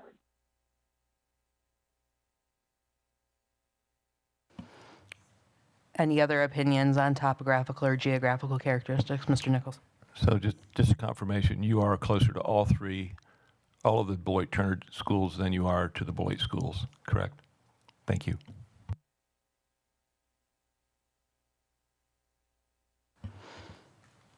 Anyone else on that first factor? Okay, moving to the second factor, the educational needs of all the children residing in the affected school districts, educational programs currently offered, and the ability to meet needs and continue to offer those educational programs. If at least one person could speak to that factor, and however many would like. Ms. Miller, go ahead. Thank you. Just to clarify, because here I switched to a different document, this is considering educational needs for all students in our current district or for the students in question? All students in both districts. In both districts. Okay, gotcha. Okay, so I would just like to say I'm very empathetic to all of the perspectives that have been shared. I think that looking at the room packed full of people here who have come tonight to ask us, to continue to do everything that we can do for the students here in Beloit, while I absolutely see the great amount of gray area in this, I think it is clear that there is a wide community interest in us honoring all of the resources possible that we can use to provide educational programming to our students.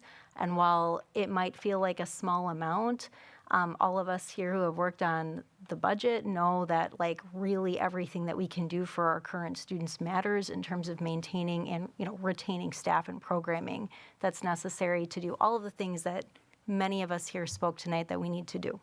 So I understand it's a sticky situation, but I believe that it serves the educational needs of the students in not just our district, but also in the wider community, that we do the best we can for our kids as we are all neighbors together. And so I would, on that basis, be in favor of supporting Dr. Anderson's recommendation. Thank you. Anyone else on educational needs of all children?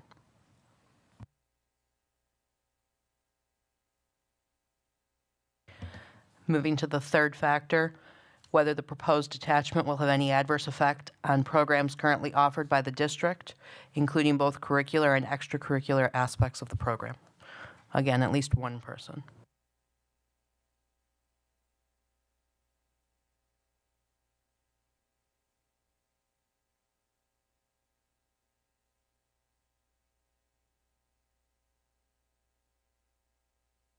Ms. Levy, go ahead. For clarification, is at least one person required before we can move to the next factor? The law requires that the board discuss each factor under the statute. So I am asking for at least one comment on each factor, yes. Yeah, here to help. I think even though it's a small numerical amount from some perspectives, every dollar counts. And so if we agree to that, then I can't understand why we would willingly let go of money that could come to our district to support all of our students and in turn all of our programming.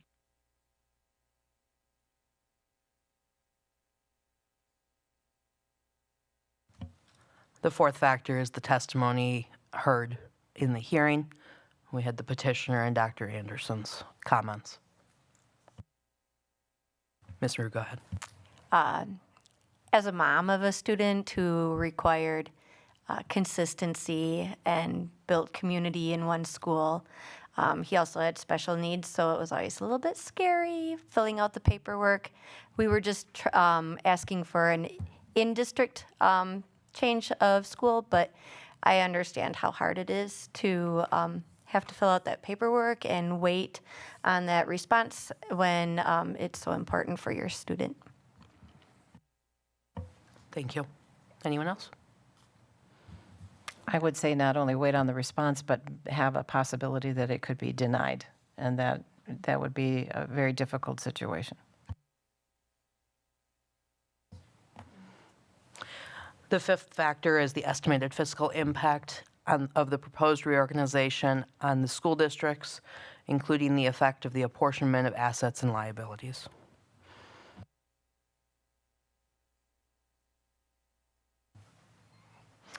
I'm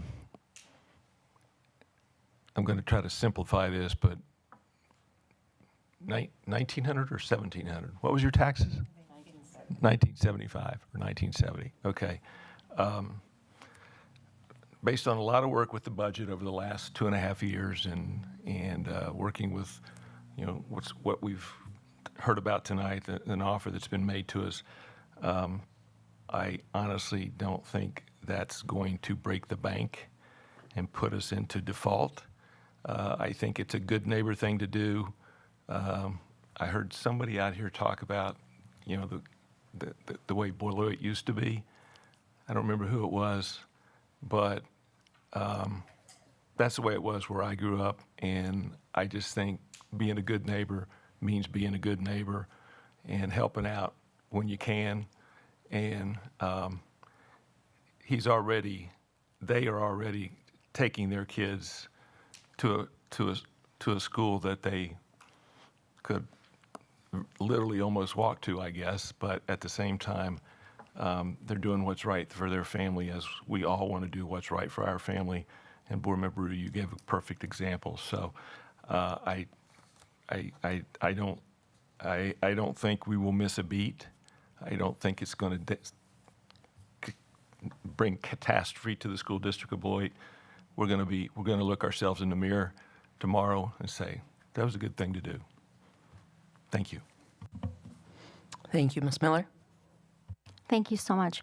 I also, building on that line of thinking, we've got an agenda item here this evening to support funding for like a field trip, and like I said, like these things seem small, like nickels and dimes here and there, and I actually completely agree with everything that I just heard you say, Board Member Nichols. I just want to affirm that it's also a good neighbor thing to do, to think about our kids and the hardworking families and educators that are doing everything that we can for our kids in this district. And it's been suggested to us even about this later agenda item this evening. You got to be careful what we approve, because then everybody's going to, the more we have to work with, as small as that might seem right now, the more it helps us also be good neighbors to the community and the children and the staff that we were elected to represent. So my heart is right there with these comments. For me, I have to think about who are we here to represent and how that could potentially negatively impact if we were to go against Dr. Anderson's recommendation. Thank you.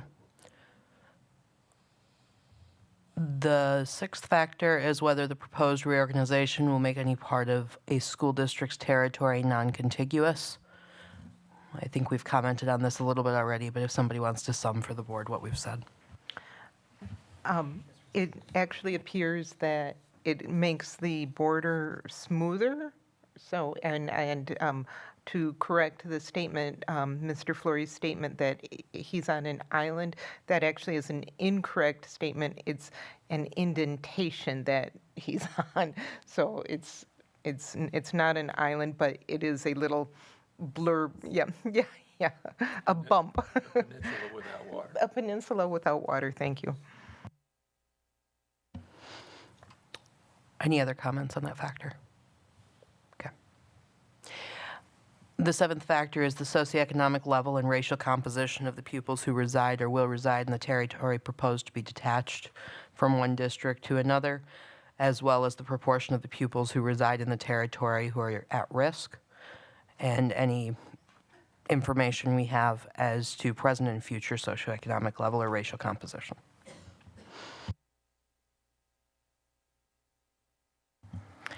I would say it's difficult to comment on that because that changes over the years. However, it seems like there's some risk for the social emotional needs of the particular children who are residing there at the moment. Anyone else on that factor? Okay. The eighth element is the results of any referendum held under 11710.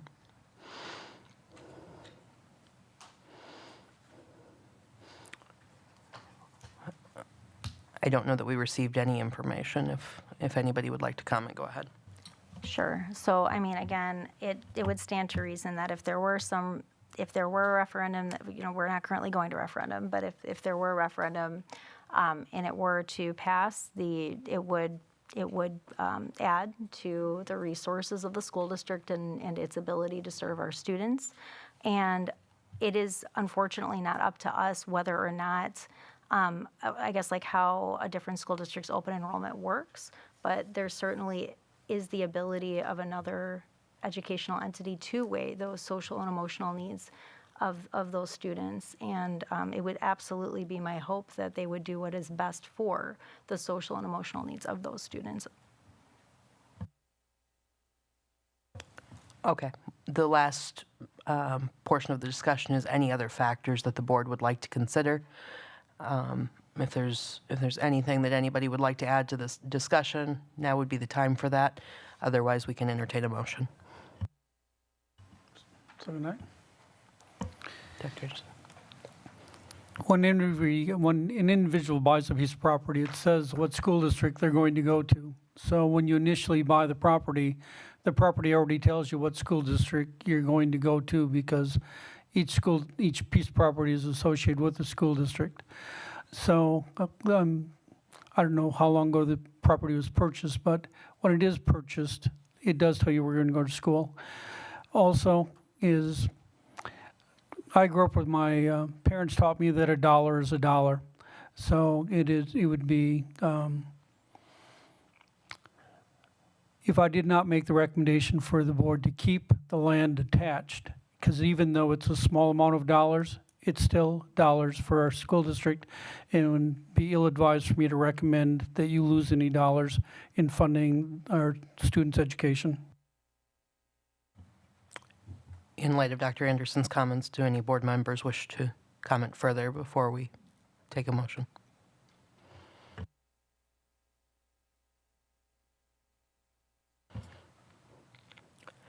Okay. I believe you all have motion language available to you. Whoever would like to make a motion to either approve or deny.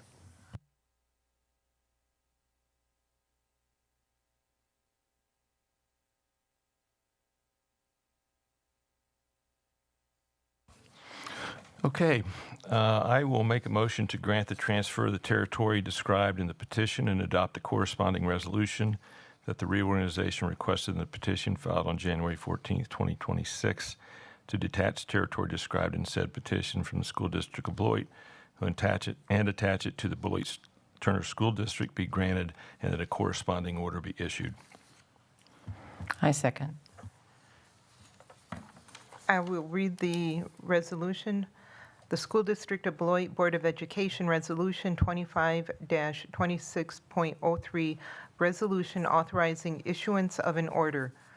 Whereas Wisconsin State Statute 117.12 allows for the detachment and attachment of a small territory to be initiated by a petitioner of two adjoining school districts, and whereas a meeting of the Board of Education of the School District of Beloit was held on February 17th, 2026, and whereas the petitioners Riley J. Flory and Elizabeth A. Flory filed a petition on January 14th, 2026 to detach certain property located at 3404 Prairie Avenue, Beloit, Wisconsin 53511, parcel number 20611220100 from the School District of Beloit and attach it to the Beloit Turner School District. And whereas the description of the property as described in the attached petition has been certified as accurate by Rebecca Wallendahl, Municipal Clerk, City of Beloit, and whereas the value of the property as the most recent assessment in 2025 was $248,600, and whereas the number of pupils residing on the territory as of the last count date was 3, and whereas the above identified property owners were properly noticed by a communication dated February 5th, 2026, and the item appeared on the school board agenda for the public hearing dated February 17th, 2026 for board action. Now, therefore, be it resolved that an order be issued and filed approving the detachment described herein. Thank you. Ms. Levy, your hand is raised. It is. If a roll call vote is not required, I would like to request one, please. Thank you. Thank you. Ms. Shope, do you want to handle a roll call vote for us? Carol Fox, Aye. Tom Hankins,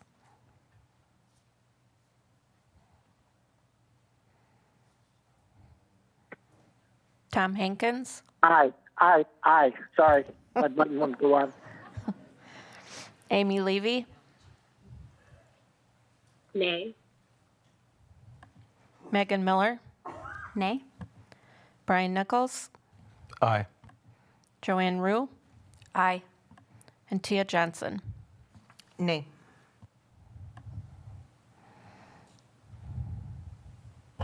I have 4-3. The motion passes. I do too.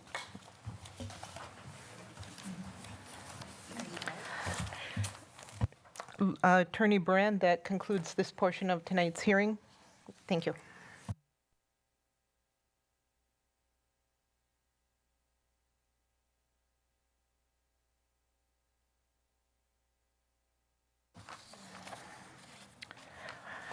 We are at reports to the board. Our first report tonight is for the student board report. Student board representative McKenna Rounds.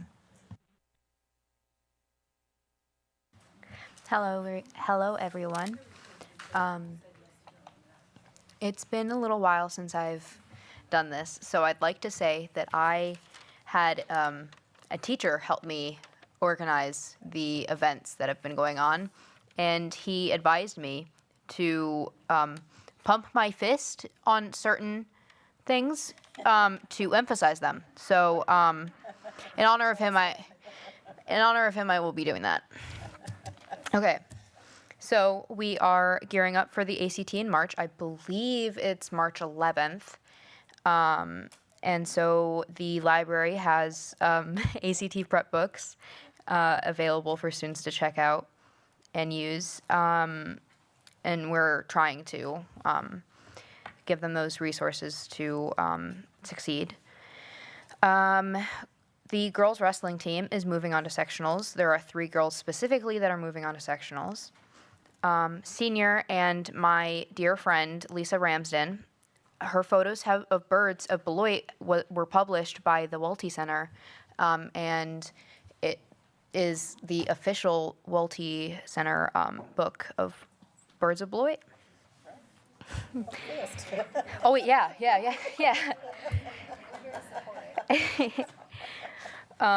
Numerous students at Beloit Memorial High School received awards and recognition at the Rockford Art Museum, and I believe their art pieces are being displayed.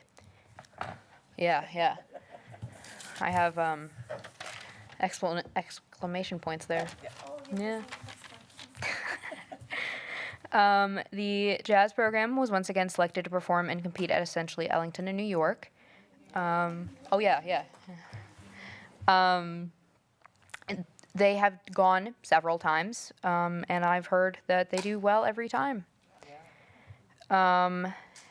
Once again, they have hot chili and cool jazz this Sunday from 2 to 5 in the cafeteria at Beloit Memorial High School. The boys basketball team has been very successful and is nominated for Team of the Week in Wisconsin. Go vote. And while I do not want to engage in horse race journalism, which I recently learned about in AP Gov,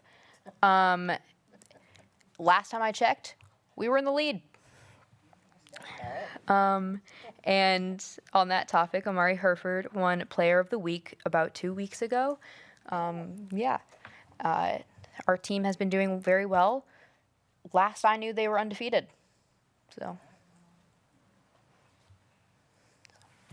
And that's it. Woo. Thank you, McKenna. It's so good to hear all of those wonderful news coming from Beloit Memorial. We really appreciate it. Next, we have the superintendent report. Dr. Anderson. I would just like to remind everyone again, if you haven't seen the banners outside of all of our schools, we do have the career fair next Monday at 5 o'clock here. So if you know of anyone out there that might be looking for a job in education, please have them come by, because we're looking to try to make sure that if every good applicant that comes through, that we have a position, that we start hiring early. So get the word out. We're trying to, I want to commend our maintenance department. I saw them working hard in front of all the schools to make sure that a nice banner was out there to attract all prospective candidates. I also want to let you know that today we just finished our first round of staffing projections. So we've met with all of the principals in constructing the 26-27 budget. The largest portion of that is staffing. Salary and fringe benefits is about 80% of a budget. So we've now met with all of the principals to come up with what we think is suggesting staffing needs for the next school year. We are now putting that portion to find out with our revenues, to find out how the balance is, and then we'll have a second round. But it is our goal to make sure that we have a budget presented to the board in draft form by April, May, so they can be voted in its final form in June before staff leave.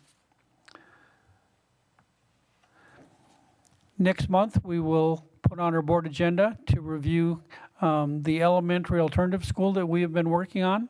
So that is one of the options that we're looking for students that may not be fitting into our normal elementary school. We should have presentations ready next month. So those are the three major events I'd like to bring to everyone's attention tonight. Thank you, Dr. Anderson. Next, we have one last go thing, ahead. sorry about that. I did see Leah Mallet come in, and we want to welcome her to the COLEC staff as the new Assistant Superintendent of Curriculum Instruction.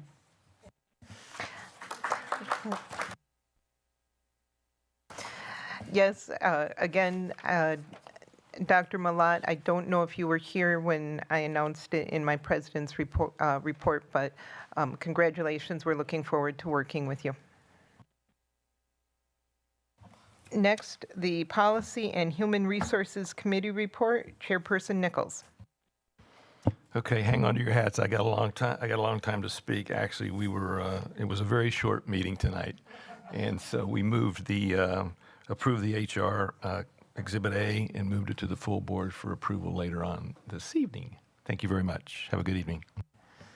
Thank you. Next, we have Teaching, Learning, Equity, and Pupil Services Committee report, Chairperson Rue.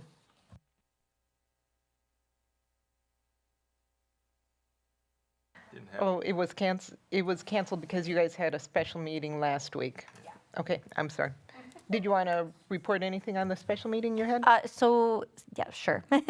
We met one time to discuss our dual language immersion program. We talked about what we're doing right now, and we've asked staff to come up with some different proposals of things they think will work, and we are meeting next month to decide on what direction we will take as a district.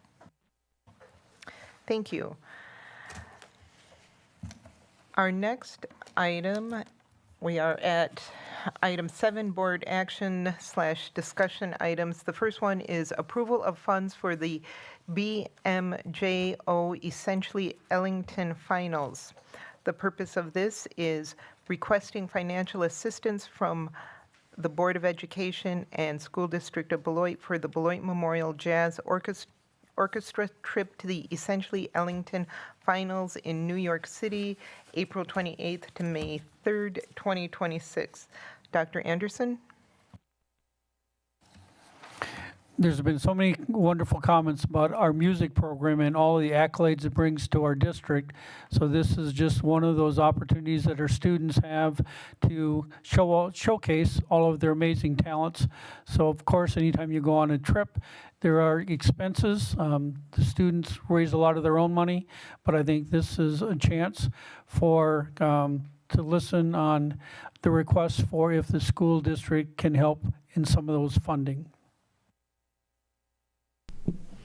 Good evening, Dr. Anderson and members of the Beloit School Board. Thank you for having me tonight. So we have some great news to share, and it's been mentioned already, but the Beloit Memorial Jazz Orchestra is once again a finalist. This year, 20 finalist bands, applications from all over the world, 120 applicants.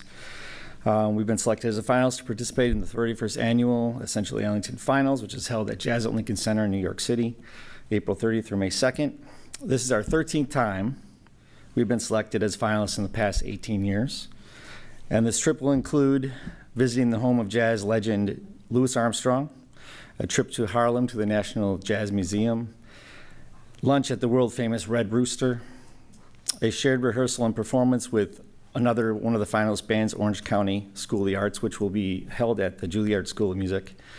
And we'll also see a Broadway show. We're not sure which one yet. Obviously, the main thrill of this trip is the festival and competition itself. Students will get to spend 3 days at Jazz at Lincoln Center. And this was an event created by the great trumpet player Wynton Marsalis, who will be retiring after next year, by the way. Here they will meet the members of the other 19 bands, make lifelong connections with other musicians that share their passion for jazz. They also get to meet and collaborate with members of the Jazz at Lincoln Center Orchestra through sectionals, workshops, a dinner, a jam session, and a rehearsal. Our big day will either be Friday or Saturday, May 1st or 2nd, which we are waiting to hear.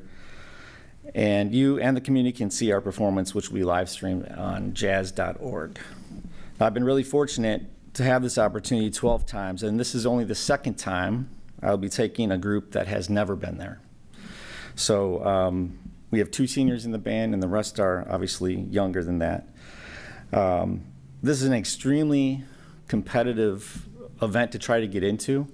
I mentioned there's 20 bands, and this year there's only 12 of those that are public schools. The rest are performing arts schools or a conglomerate ensembles. So I'm really, really proud of what they've accomplished. Now the part that keeps me up all night, most nights, every night, is how do we raise all this money? So the finals are announced in late January. It was January 28th when we got the news, and that gives us basically 11 weeks to raise the money we need to go. And so we are in the process right now of sending out about 400 letters to family, friends, local businesses, asking for support. And then we will also be having 7 concerts between now and the time we leave, which allows the community to hear us and also inspire people to make a donation to our trip. The main cost associated with the trip is hotel and ground transportation for 23 students, 1 director, and 3 chaperones, which is approximately $25,000. The entire trip together is about $50,000. Historically, the school district has contributed to the cost of sending this group, and this has allowed for students to remain focused on rehearsing, preparing for their performance in New York. And I feel the students will have made a strong effort to raise the remaining funds needed by the end of April through our various performances. So participating in what they call the Super Bowl of high school jazz competitions has put our music program and school district on the map, and the students always do an incredible job representing our community on a national level. Based on all the above information, the Beloit Memorial High School Jazz Orchestra is requesting financial support in the amount of $15,000. On behalf of the students, I thank you for giving us this opportunity and considering our request. Thank you, Mr. Behrens. Is there a motion? Yes, I'd move approval of the BMHS Jazz Orchestra's request for financial support in the amount of $15,000 for the Essentially Ellington Finals in New York City. I'll second, and I also have a question. Is that okay? Dr. Anderson, when we were considering the amount, is there, was this just based on, I see like in the board notes, there's just continuity around different amounts, but you know, there are various amounts that have been passed prior, and I'm just curious if 15,000 is enough, or if you've given any consideration with Ms. Elwood or anybody else, if we have capacity to do, because it looks like in one year we did like 20. So I was just curious if we could just get your comments on that. One is the board does not have any line in its budget for these types of programs.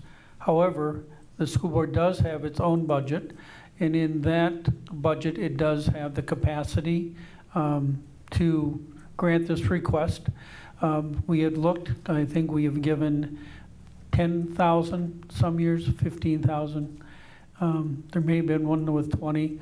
So it's not that you have a particular line item, but you do have money in your school board budget, which is also my budget, but I don't spend any money, to help this further request.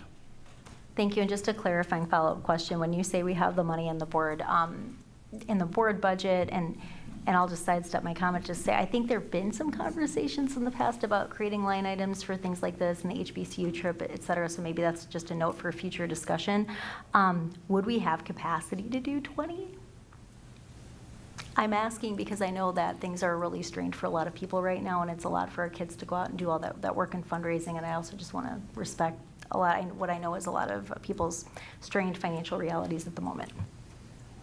All right, I'm going to give you one of my favorite budget lines. So if you wanted to give 20, could you do that? The answer is yes. Will it may mean if you want to go to a board conference later on that I will tell you your funds are dry? The answer is yes. So you can always fund your number one priority. It's other priorities you may not be able to. So if you want to raise it to 20, do we have the money to pay that? Yes. But I would just remind you is that you may get other requests after this that you may not then have the funds. So, but the answer is, could you do it? The answer is yes. If you decide to raise it to 20, you would make Mr. Behrens an extremely happy man. You would be able to cover it, but you may have to make someone unhappy in the future. Thank you so much. Mrs. Levy? Thank you. So to piggyback on Board Miller's comments, I am in favor of raising the amount to $20,000.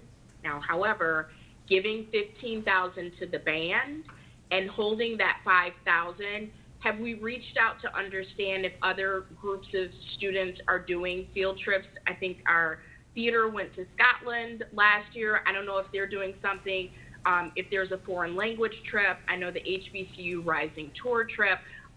So yes, I'm all for giving $15,000. If we could set aside, if we can go to 20, if we could hold that open, if other groups are in need. And thirdly, I'm so excited that the budget is going to be coming sooner. I think it's really important for us to have a line item so that we can consistently support our students that are doing amazing things. I think we need to create space for that. Thank you. Any other discussion? Yeah, I'd like to. Go ahead, Tom. Yep. Yes, I think it's very important and very admirable that Mr. Behrens said that they needed 50 and he's asking for 15. If we give them the whole 50, that'd be great. I think it's very important for setting a precedent in doing so with this board that if, they have to help their own way of going on these other field trips, wherever they may go. So I'm duly in favor of the 15th. I do like the idea of my colleagues of maybe saving 5 in reserve if we can. We'll have a better picture as Mr. Behrens get close to the date.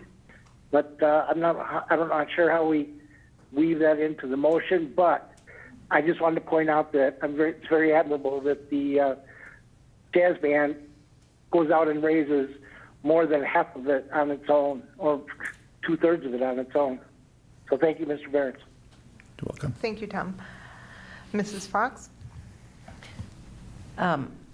I'm also in favor of this and reserving the 5. Maybe we can just approve the 15 tonight, and if Mr. Behrens has difficulties raising what he needs to raise, he can come back and ask us for the other 5. Any other discussion? Hearing none, all in favor? Aye. Aye. Aye. Aye. And just to go, are we changing, so sorry, my name is, are we changing the motion language? Are we at No. 15? Are we? No. No, the motion stands, and the current understanding is if Mr. Barron needs an extra 5,000 in the future, he will come back to us. And I just want to be very clear before we vote. My idea of the 5,000 is if any group needs that, they are free to ask, and we will address that as well. Thank you. Okay. Any opposed? Motion carries unanimously. Thank you, Mr. Behrens. We are thank so you. proud and looking forward to watching you. In fact, maybe we could have a watch party or something here. And everyone, don't forget, there are 7 concerts. Mr. Behrens, please inform us so that we can get those on our pages as well and announce them as they come up. Absolutely. This first one is this Sunday This Sunday, where? at the high school, the Hot Chili Cool Jazz event, 2 to 5 p.m. Sounds good. All right. Thank you. Thank you so much.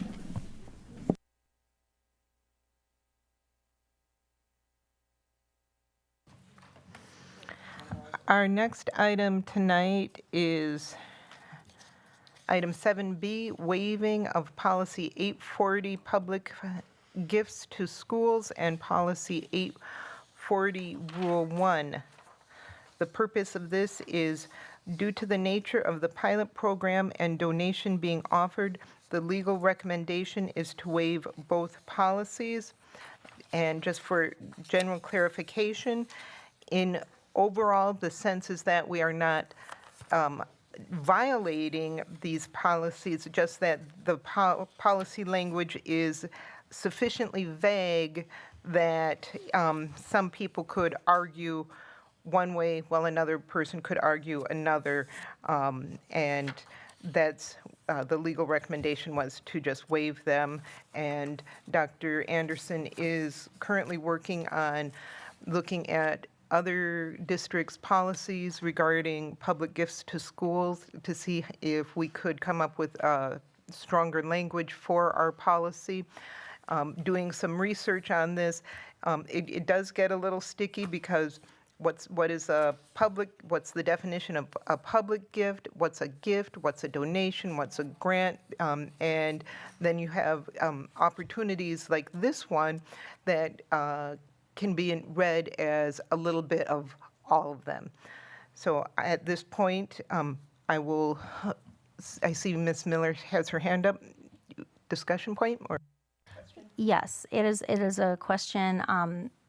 A question and a comment. My question first is to Dr. Anderson.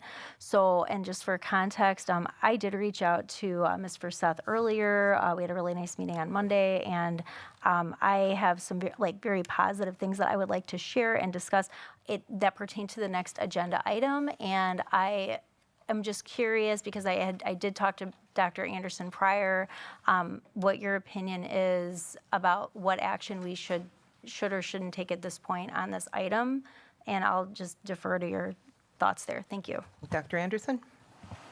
Well, if we're talking about the item of waiving the policy, I mean, I think until you get a new policy in place, first, I don't know if we actually need a new policy, but I know that is a request. So I did reach out to my friend who is the vice president of Neola. Neola does a lot of writing school board policies throughout. We do not subscribe to Neola, but they thought they had a policy that would deal with private donations and people that bequeath things to the district. So he had to check to his superiors whether or not he can send me a draft copy that we could maybe make in ours. So we will attempt to, if we get the template, to create language that would open up for this and maybe other private donations in the future. But I think for this one, waiving the policy is that if you decide to take action tonight, I think waiving the policy is fine. If you're not going to take action tonight and you're going to take Ms. Fursa's up on her offer, then maybe you could do it at the next meeting. But I think this was set aside so there'd be no barriers to accepting the proposal. Thank you so much. Thank you. Mrs. Levy? My question is just for clarification. It's my understanding, and someone please correct me if I'm wrong, is that the pilot that we are reviewing is a private gift. So I'm not certain how waiving of a public gift policy helps us or in accepting a private gift. And we are able to act if there is no policy that governs the thing that we are trying to do. I don't recommend it, but you can do that. I guess my point is I'm not sure how waiving a policy about public gifts impacts us with receiving a private gift. Thank you. No, if someone could provide clarity. Yeah. I'm going to ask Dr. Anderson and perhaps if even Attorney Baran could weigh in. What is the legal definition of a public versus a private gift? And is this a gift or is this a grant? Is this a, so again, why this is on tonight's meeting, there's vagueness in our language, there's vagueness in our understanding of what this is, and to move forward in abundance of caution, waive this policy this one time for this one issue. Dr. Anderson? First, I don't know that we actually need to waive this policy in order to accept the donation. I don't know that we need to create another policy to accept the donation. But however, that was raised by board members. So it would be more prudent, rather than having a discussion about whether or not certain parts of the policy need to be changed or not changed, to simply waive the policy so that that did not become a hindrance to the board accepting donation, the proposed donation from the Hendricks Foundation, should it choose to do so. Thank you. Brian Nichols. Thank you. Let me see if I can add a little clarity to this. A year and a half ago, I think it was, Mr. Carnes received was it Principal of the Year or Elementary School of the Year? Principal of the Elementary Principal of the Year for the state of Wisconsin. And he received, or the school district received, a very generous donation from the Herb Cole Foundation, keyword foundation. Mrs. Elwood, we did receive that money, did we not, from the Herb Cole Foundation? Okay. Do you remember the amount? I know it's not $2.5 million. $5,000. Okay. So, again, we've accepted money for an award from the Herb Cole Foundation, and I doubt that it's similar to the Hendricks Family Foundation. So, just FYI. Thank you. Mrs. Fox? Yeah, and we certainly can waive it if we choose to. My feeling is what we're doing this evening is hopefully passing a motion that we're going to move forward to creating a contract with the Hendricks Foundation, and at that point we will be accepting the money. We aren't accepting any money tonight. And so because when I was thinking about this over the weekend, what we're doing is saying we want to move forward with working together to work out this offer. and that we would move to the stage where we're making a contract that is agreeable to both parties. So I think we have time to develop a policy for accepting funds. I had a list of other things. Developing benchmarking data, allowing staff input and buy-in, creating those parameters around bonuses. All of those things are things that we will have time to do as we create the contract. So a policy could be, we make sure the policy fits what we need as we move forward with the contract.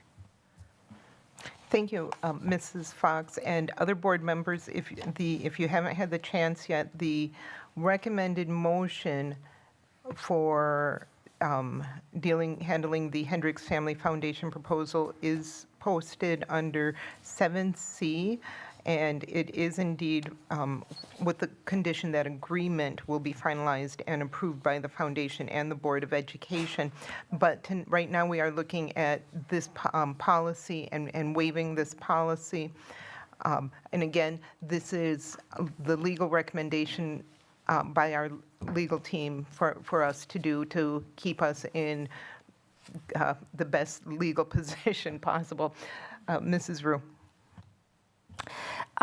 Okay, so I have a couple of questions. So one, if we waive well, I guess they're kind of hand in hand. If we waive policy tonight, like what precedence does that set for the future?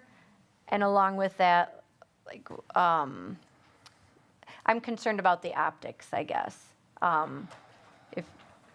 If we do this tonight in order to move things along. So this still is my first year, so I'm not familiar with waiving stuff like this. So if you could speak to that, that would be lovely. First, I don't think it sets any precedent. Everything you'll do will be on a case-by-case basis, so this doesn't set a precedent that you have to waive something in the future. Like I said, I don't know that we need to create a new policy. I don't know that there's a need to waive this policy, but since that was brought up as a concern, we certainly can create another policy. We'll get a draft, we can bring that forward. So this was to just take any roadblocks away that an individual or individuals might have if they thought we could not accept this Hendricks Foundation proposal or gift because of policy. Mrs. Levy. Thank you. And if this question is cart before the horse, feel free to defer it until we discuss the Hendricks proposal. But I just want to clarify what Board Member Fox stated. It sounds, and if I heard you correctly, that your understanding is tonight we'll decide whether or not we move forward to create a contract or an agreement. And so that leads me to believe that then that contract or agreement would come back to the full board for approval. Or are we deciding tonight, yep, we're doing this, and I don't know, possibly work out details later, but it's already been approved. So my question is more about the logistics of the decision making. Thank you, Mrs. Levy. So a little background. The Hendricks Family Foundation came to the board on December 16th and at public comment offered a $2.5 million grant, gift, donation, however you want to call it. It's an incredible, as magnanimous sum of money that could really benefit the school district of Beloit right now. What they didn't come with is a written contract or agreement. And part of that, as I have found out, is because if this board decides not to move forward, it doesn't make much sense for our legal team or their legal team to incur costs and time if we are not serious about moving forward with this. Tonight's agenda item, when we get to it, it is to move forward with getting an agreement negotiated and finalized between the Hendricks Family Foundation and the School District of Beloit. So if board members haven't taken the time yet to carefully read the agenda, I'm sorry, but the motion for the Hendricks Family Foundation is conditional upon that agreement. So first, we need to say, we support this, we're going to move forward, we are making a sincere, good faith effort, and please work together, finalizing those details, working with the BEA, working with the stakeholders, and getting that figured out. When they get that figured out, hopefully within a month or two, they will bring it back to us and we can review it and do a thumbs up or thumbs down.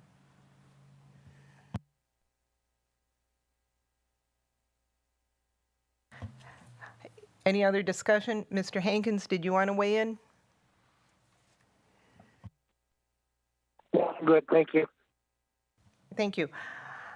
I would entertain a motion, again, based off the recommendation of our legal team, our very competent and reliable legal team, to move approval of waiving Board Policy 840, Public Gifts to Schools, and 840, Rule 1 Guidelines for accepting public gifts to schools for the purpose of the Hendricks Family Foundation offer.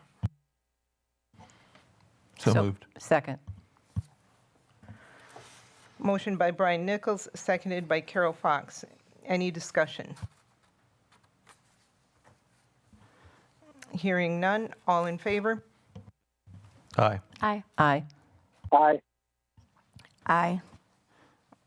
Aye. Any opposed? Nay.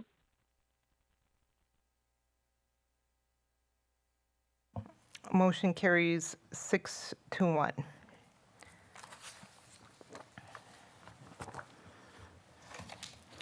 Our next agenda item tonight is the Hendricks Family Foundation proposal. The Hendricks Family Foundation exists to support local organizations that strengthen and sustain a thriving Beloit community. Improving educational opportunities and outcomes for children in the city is our highest and most important priority. With this in mind, the Hendricks Family Foundation respectfully submitted a communication as a contingent offer of support to fund a turnaround pilot project at one elementary school in the school district of Beloit. Funding for a pilot project allows the district an opportunity to test strategies that may offer scalable and sustainable solutions to improve academic achievement. Dr. Anderson? First, I want to make a note how strongly I support this generous proposal. I think that any opportunity we can to improve the educational benefits of any of our children and all of our children is something we take advantage of. I also know that for me, what is important is that Ms. Firthas tonight has made a, what I'll call a goodwill gesture that if the board needs more time to make a decision, that they have granted you until the next board meeting at the beginning of March for you to have one more workshop meeting in which they would help you if that's necessary. As much as I would like to get this issue settled, as much as I would like to be able to move on and start the planning for the implementation, should you accept it, I would much rather go into this making sure that we have agreement. And if it is that one more meeting would be beneficial to the school board, and if the Hendricks Foundation is willing to grant you a little more time to have another workshop to answer any last minute questions, then I'm in favor of that. I want this to pass. I want our children to be able to get the advantage of this. I want our staff to get the advantage of this. And as much as I would like you to take that action tonight, if you truly do need more time, that has been given to you. So if you need more time, if you need another meeting, I don't need another meeting. But if you need another meeting, then I think they're offering that opportunity to you, and you should consider that. If you don't need another meeting, then I just want everyone to know how strongly I recommend that you take this opportunity tonight. Thank you, Dr. Anderson. Brian Nichols? I move approval accepting the Hendricks Family Foundation proposal that was presented to the BOE on Tuesday, December the 16th, 2025, of $2.5 million for a high-intensity literacy pilot program, with the condition that an agreement will be finalized and approved by the foundation and the Board of Education. Before there's a second, I would just want to say I appreciate Ms. Forsette's comments, and just like she is offering us a good faith gesture, if we could please follow like our general procedure here and have a discussion, I would receive it as one of 7 as a good faith gesture from our board. So I would just like to offer that before there's a second. Thank you, Ms. Miller. As always, there will be discussion if there is a second on this. Second. There is a motion by Brian Nichols and a second by Carol Fox. Discussion, Ms. Miller? Thank you.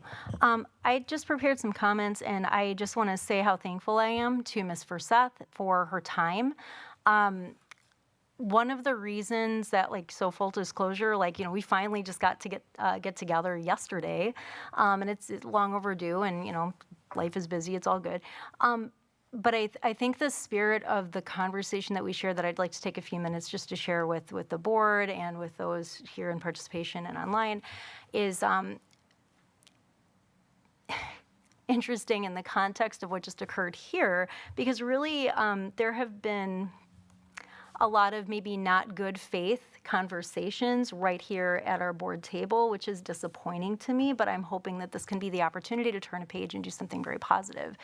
So I had the pleasure of meeting with Ms.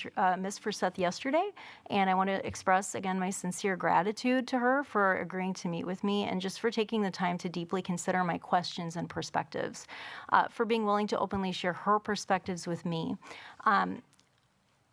I don't, and please don't get mad at me, but I don't subscribe to the Beloit Daily News. I know there have been some articles and people who have randomly come up to me, like pale in the face, asking me if I'm okay, have led me to believe that there has been some discussion or some assumptions made in the community about like the ways in which people on this board are intending to vote and for various reasons why. And I applaud everybody's creativity. We all clearly had really good creative writing teachers, but I'd like to take this moment to clarify that just like all of our board decisions and all of our district decisions, it requires careful time and deliberation.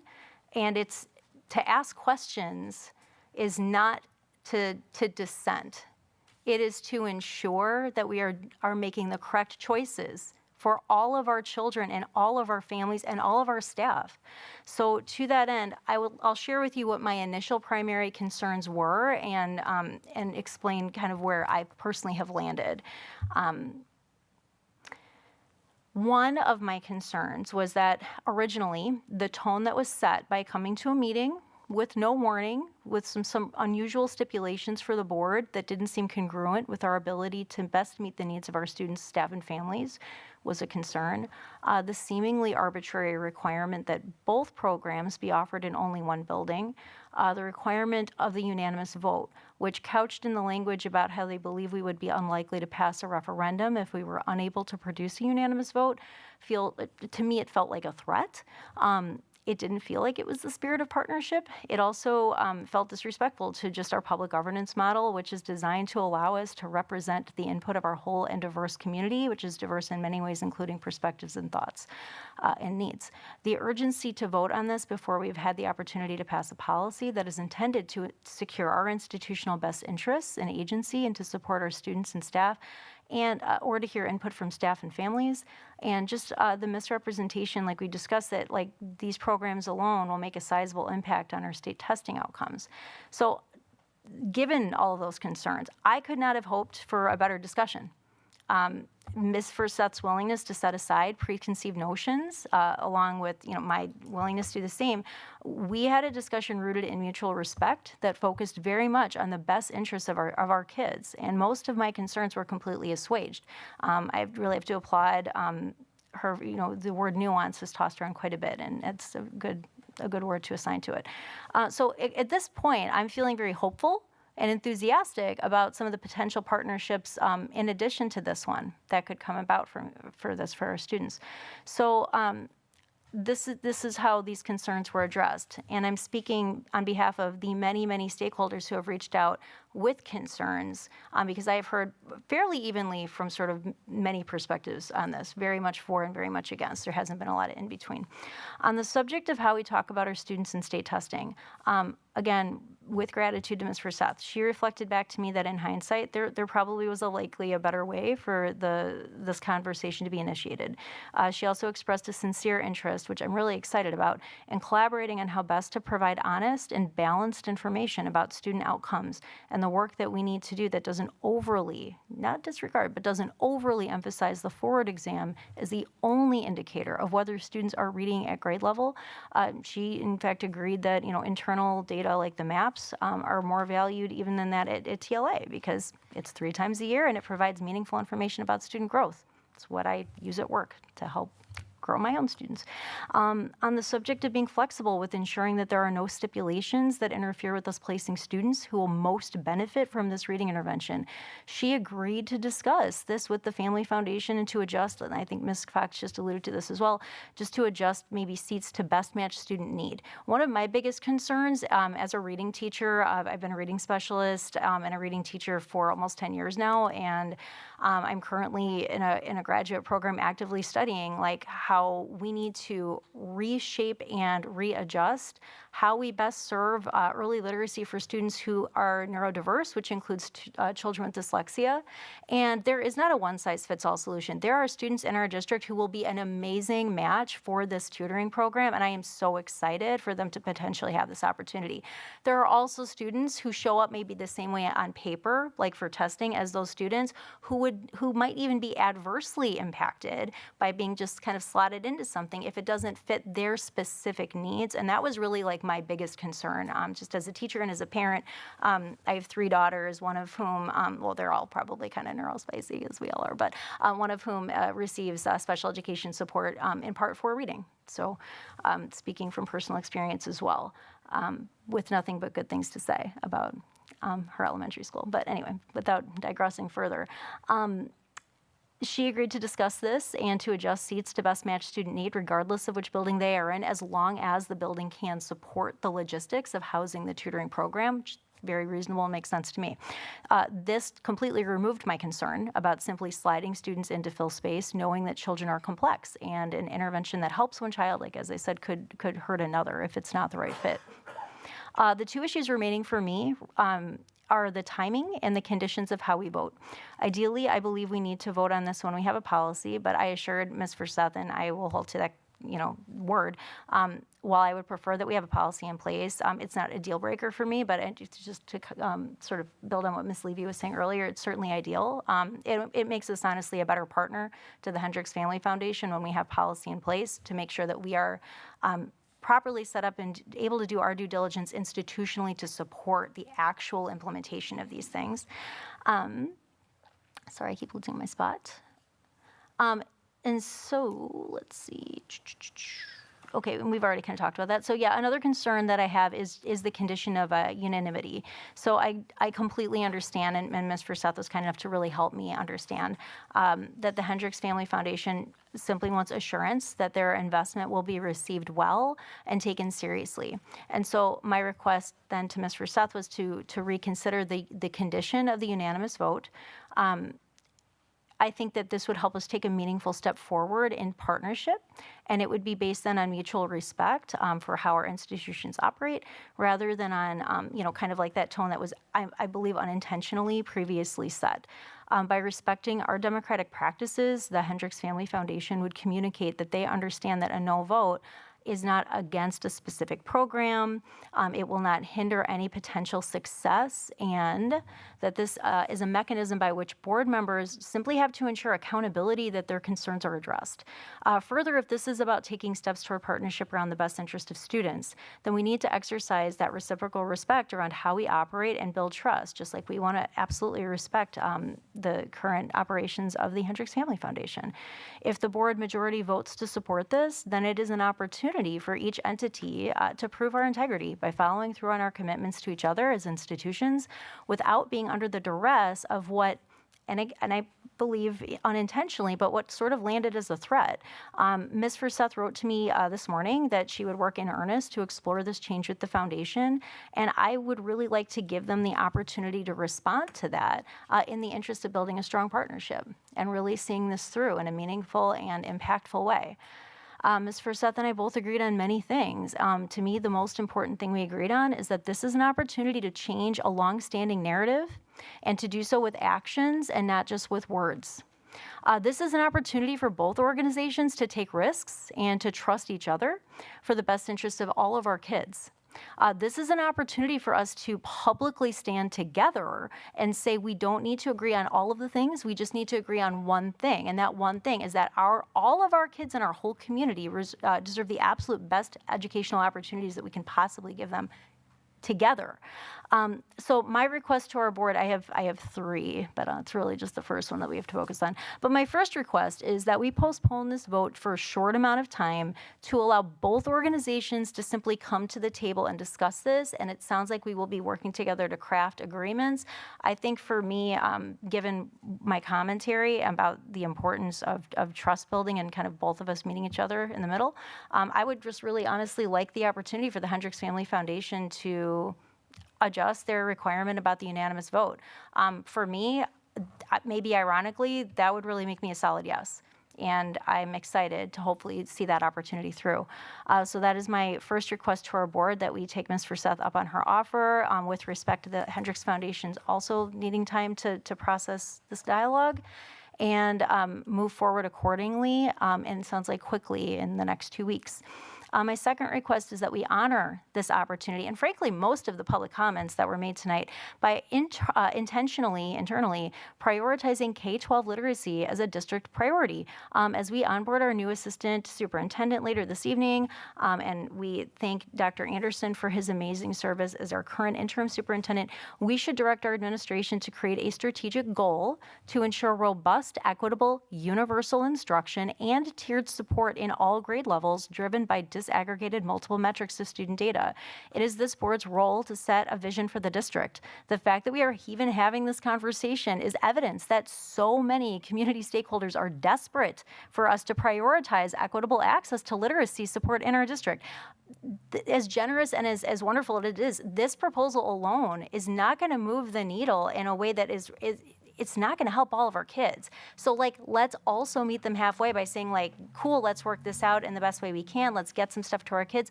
Let's do what we need to do and what our responsibility is as a board to continue to ripple this impact. So that is my second request.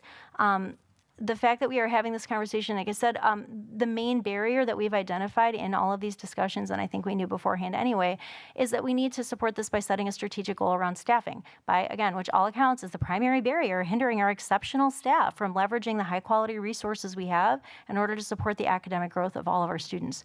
My final request is that we partner with the city and business community to build on this opportunity for partnership, to create a task force to build shared understanding, and I'm going to say the word again, partnerships, around the unifying goal of ensuring that every Beloit child has access to high quality education, and work to remove barriers outside of the control of the district, such as housing, transportation, and other issues that make life and learning difficult for our students and staff. So I really thank you to my colleagues on the board. Thank you, Dr. Anderson. Everybody for listening to my comments. Again, I want to thank Ms. Forseth for being willing to break away from harmful and divisive narratives and to engage in a productive and hopeful set of ways to unify around the best interests of our students. So in closing, I ask that my colleagues on the board do please consider postponing this item so that we can build true, authentic, unifying consensus to move forward together in a meaningful way, to take additional board action to focus our efforts around academic achievement, and plan to engage with our community stakeholders further to get all hands on deck for our kids. And that concludes my comments. Thank you. Thank you, Ms. Miller. I will remind everyone that on January 5th at our regular board meeting, we discussed this. At the special TLE Pupil Services meeting, January 14th, they had a discussion around reading. I hate to interrupt you, but we need to we need to take a vote for extending the meeting, So moved. like we're 30 minutes late. Thank you. A motion Second. to extend the meeting by Joanne Rue, second by Carol Fox. Any discussion? Oh, I'm sorry, did I get the wrong person? Other way. It was Megan and Carol. Okay, you know what?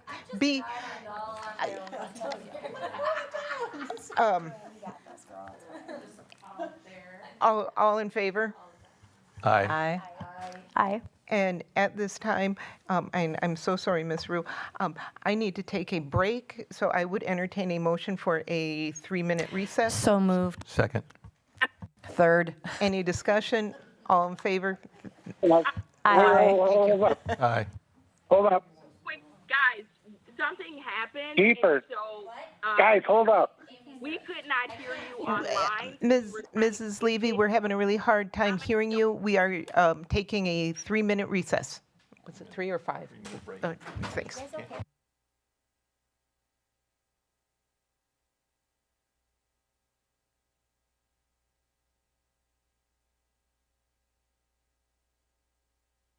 So that vote they just did was just to go to recess? I have no idea. I'm hoping that was it. I don't know why.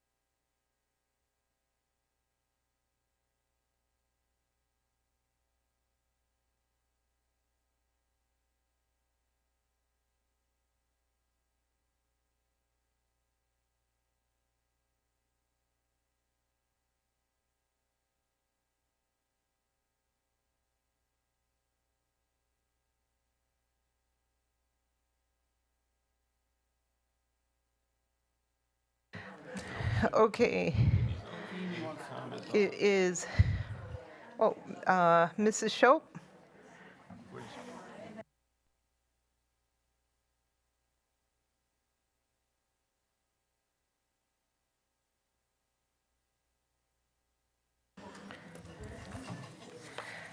Okay, it is 8:38. We are reconvening.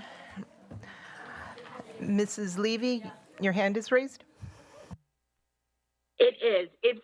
There was something weird happening with the volume. Tom and I could hear each other, but not anyone else. Is there anything that we missed right before the break that would be pertinent? And then I'll proceed with my comments. We extended the meeting. Perfect. Thank you. I jotted down my thoughts so that I can be concise. So here we go. I want to be clear that my concerns are not about rejecting support for literacy. They're about how we move forward in a manner that is responsible, collaborative, and sustainable. Partnerships matter. And in my opinion, offering a fully packaged initiative without first conducting a needs assessment is providing what someone wants us to have rather than responding to what our district has identified as our greatest needs with respect to literacy. I'm concerned that there's no clearly articulated parent engagement plan, since we all know that literacy growth depends on partnership with families and engagement beyond the school day. Additionally, framing a no vote as opposition does not leave space for thoughtful deliberation. It limits the opportunities to raise concerns, request adjustments, or shape the proposal into something more sustainable and aligned with specific needs of our district. Effective leadership requires space for disagreement, inquiry, and careful evaluation. Another concern is that we lack a clear policy governing private gifts. Before accepting the gift, the donation, the grant, I think we need to identify what it is and make sure that we have structure in place that clearly defines decision-making authority, accountability measures, implementation parameters, and undergoes legal review to ensure the district is protected. For example, could the district be financially liable if expected outcomes are not met, or if the implementation plan must be altered to meet the needs of our students or staff? Finally, sustainability remains unclear. In the absence of a past operational referendum, there is currently no clear plan to sustain the program beyond the pilot period. Without a plan in place, we must consider what would happen if the program needed to end abruptly. What would be the impact on students and staff? I remain open to continued dialogue, but really believe that these concerns must be addressed thoughtfully and transparently before I'm able to support this program. I am really disappointed. Well, let me start with positive. So appreciate Ms. Forza's offer to do an additional workshop so that we can work through some of these concerns and see if we can come to consensus. I'm really disappointed that a motion would be rushed to the floor before that was considered. It seems like they are more willing to partner with us and to think thoroughly about this than our own board is to each other, and that's really disappointing. So I am in support of having a workshop and addressing concerns and then deciding to move forward. And my final point, I think it would be appropriate for us to have an agreement established and to do one vote, because how frustrating would it be to have a vote to move forward to explore, and then the package that comes back is still not supported by the full board? Thank you. Mrs. Fox? Well, that last comment kind of threw me. We did set up a workshop for last week to discuss some of these issues, and apparently we didn't get as far as we needed to. I don't quite know. I'd like to go back to Megan's comments. I have no trouble with, 2, 3, and 4, we need to be doing these things. That I don't know that any of those things have anything to do with the discussion around the Hendricks Foundation. Otherwise, but except that it jump-started our discussion, which is a good thing. You know, I don't know that we need to postpone what we're talking about in order to honor those opportunities, because I'm fully in support of those. I don't believe that we need a needs assessment. You know, at this point, we have plenty of information about our results. And I know we don't want to be talking too much about report cards anymore, but we have you know, when we go back and look at what is going on with our schools, you know, they're just not doing well. We have 2 failing schools. We have a whole bunch of them they're just not doing well. I don't think a needs assessment is going to give us any further information than what we already know. I hear you about the concerns that the Hendricks Foundation chose the programs for us. However, having something that's ready to implement and ready to go quickly is something that I think is important for our district. And I think instead of being distrustful of that kind of offer, we need to be looking at ways to further implement other ideas or similar initiatives, kind of what you were saying. We need to work on how we can do this for other schools. I've said that over and over and over again, lots of times. I also know that Skyrocket is what they've been using at the Lincoln Academy with great success. Open literacy is being used at Parkview and other places. These are not unknown or untested, and were specifically chosen for positive outcomes. So I think I don't have any trouble going along with that. I also don't think we need to worry about sustainability. It's a 3-year pilot program.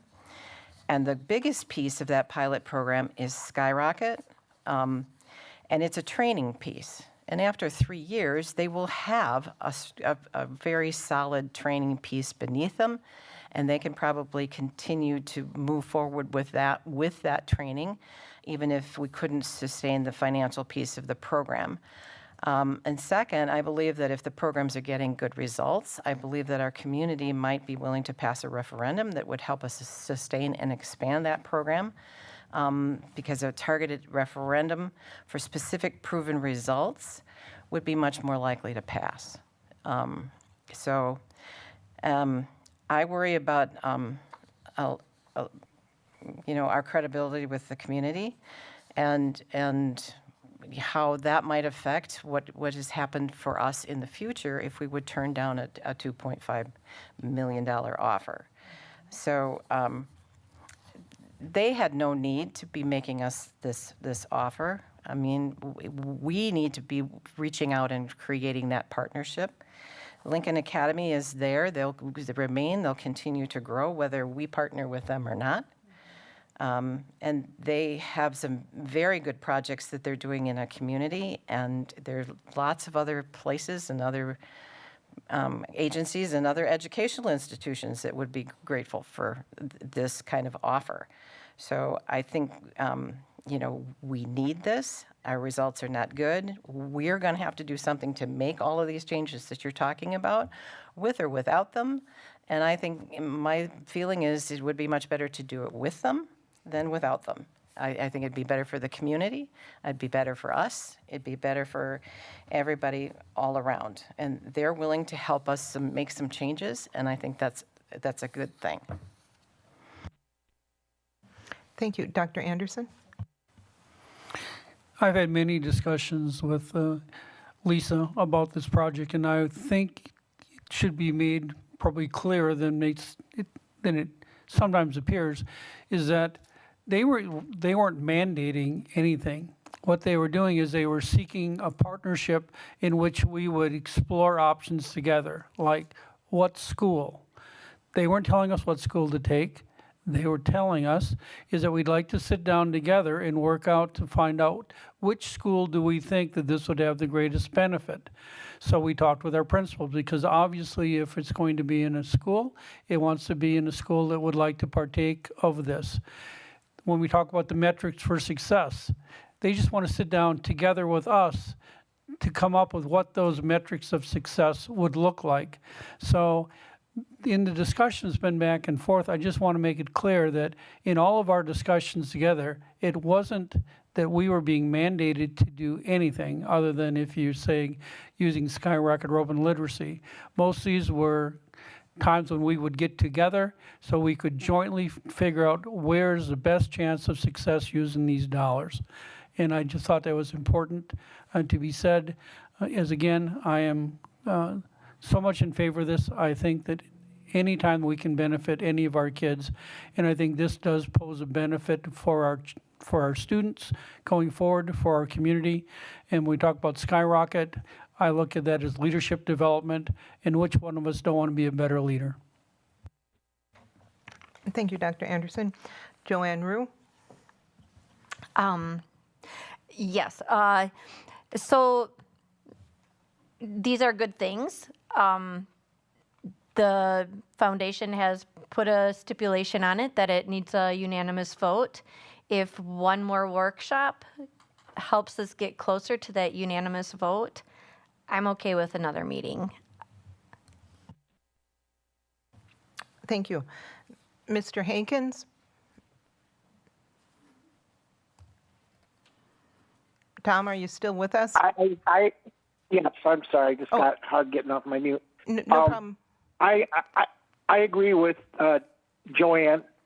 I mean, I think it'd be problematic to do a straw vote and see where everybody's at. I know kind of where some people are at, but is it necessary to go to another meeting to get? And will that actually push someone over the edge? Another meeting, if it helps, yeah, I'm all for it. I want this to pass.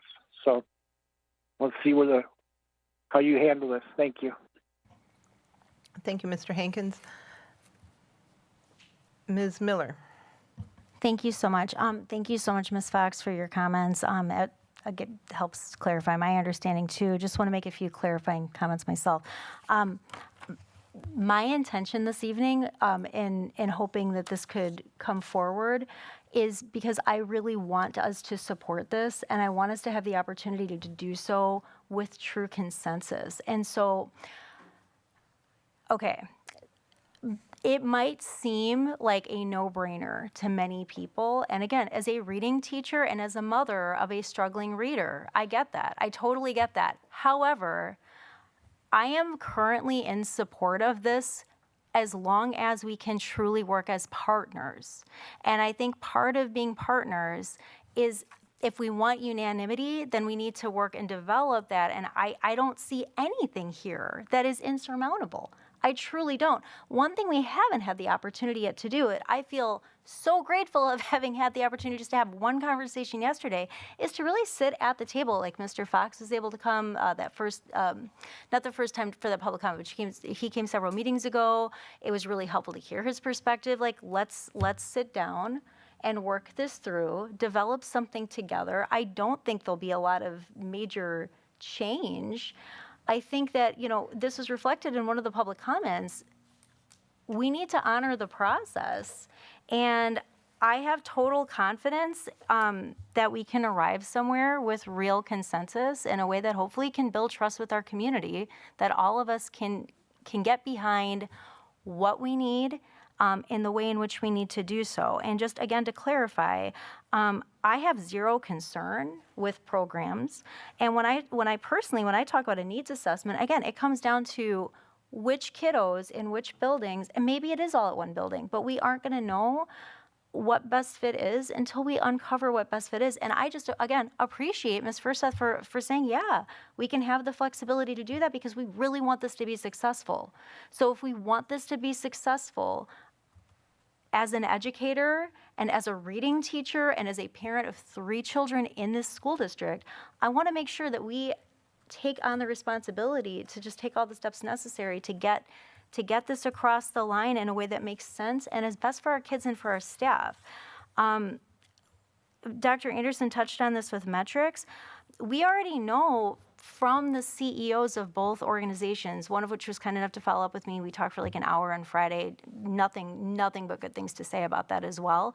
We already know that the outcomes that we're going to show are not the outcomes necessarily that the community will look at. A lot of people look at the forward exam, but we heard from both CEOs, could this be transferable? Maybe, but both of them relied on internal benchmarking data. So again, I feel very confident when Ms. Furset's conversation with me that you both entities probably can agree to that. We also have to make sure our community understands what success means. Like, so to your point, Ms. Fox, about we want to show after 3 years that this works, then we are going to have to actively engage in that work together to build that under. This is so much work in front of us. And then lastly, none of the other pieces that I mentioned to me are any holdup. I 100% agree. Like those are, I just want to make sure that we don't lose those pieces in the conversation. I think Stephanie talked about that earlier too. Just, yeah, we got to do this and. So that's not going to stop me from moving forward on this or supporting it. I just want to make sure that's a big part of the conversation because I'm pretty sure like everybody here who came out and supported this, we want to see our kids be successful. We want to see that needle move. Like, let's do this in a way that makes sense and will really be effective. Because I don't think the Hendricks Family Foundation wants to give $2.5 million to 2 programs to try to do something great that we don't take the time in earnest to roll out and collaborate on appropriately. And like that's a waste of everybody's time and energy, and that's not something that I'm interested in doing. Do I think that we can move forward with this in a way that is absolutely wonderful for our kids? 100%, and I 100% support that. I would like it if the board could please, in the interest of making a good faith effort for all parties involved, take the time to work through whatever else needs to be ironed out and build that consensus with respect to all parties involved. Oops. Thank you. Thank you. Amy Levy. Thank you. I'll be brief because a lot of my points have already been said. I will make myself available for another workshop. I think that how we do what we do matters as much as what we decide to do. I'm really disappointed that a motion would be rushed to the floor when there was discussion and an offer to have an additional workshop. Just because you are in a place doesn't mean everyone else is. And if we have the opportunity for all of us to get there, I think it's irresponsible not to take advantage of that.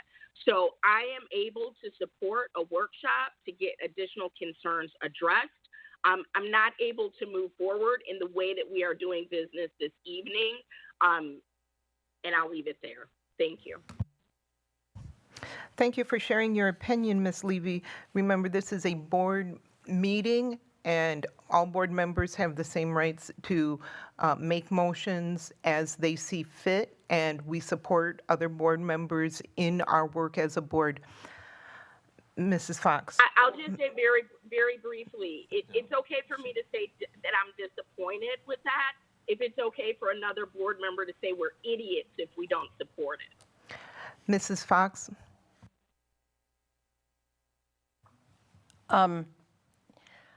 I am new on the board, and I thought you made motions and then discussed motions is how boards worked. So forgive me if I help jump in on something that isn't the way you do things, but that's the way I understand the way boards work. So I hear what you're saying, Megan, about some of these things, but I truly believe that that's some of the things you're thinking about and asking for are maybe a little beyond what the board, we're not going to be looking at which students are going to be getting the best fit. That'll be the school who will work on deciding that. And our big role will be to move this forward so that Dr. Anderson can work on getting those things in place, helping us, setting up a process for picking the school, and then the school will be involved in all of those things. So, I think we need to be careful about that.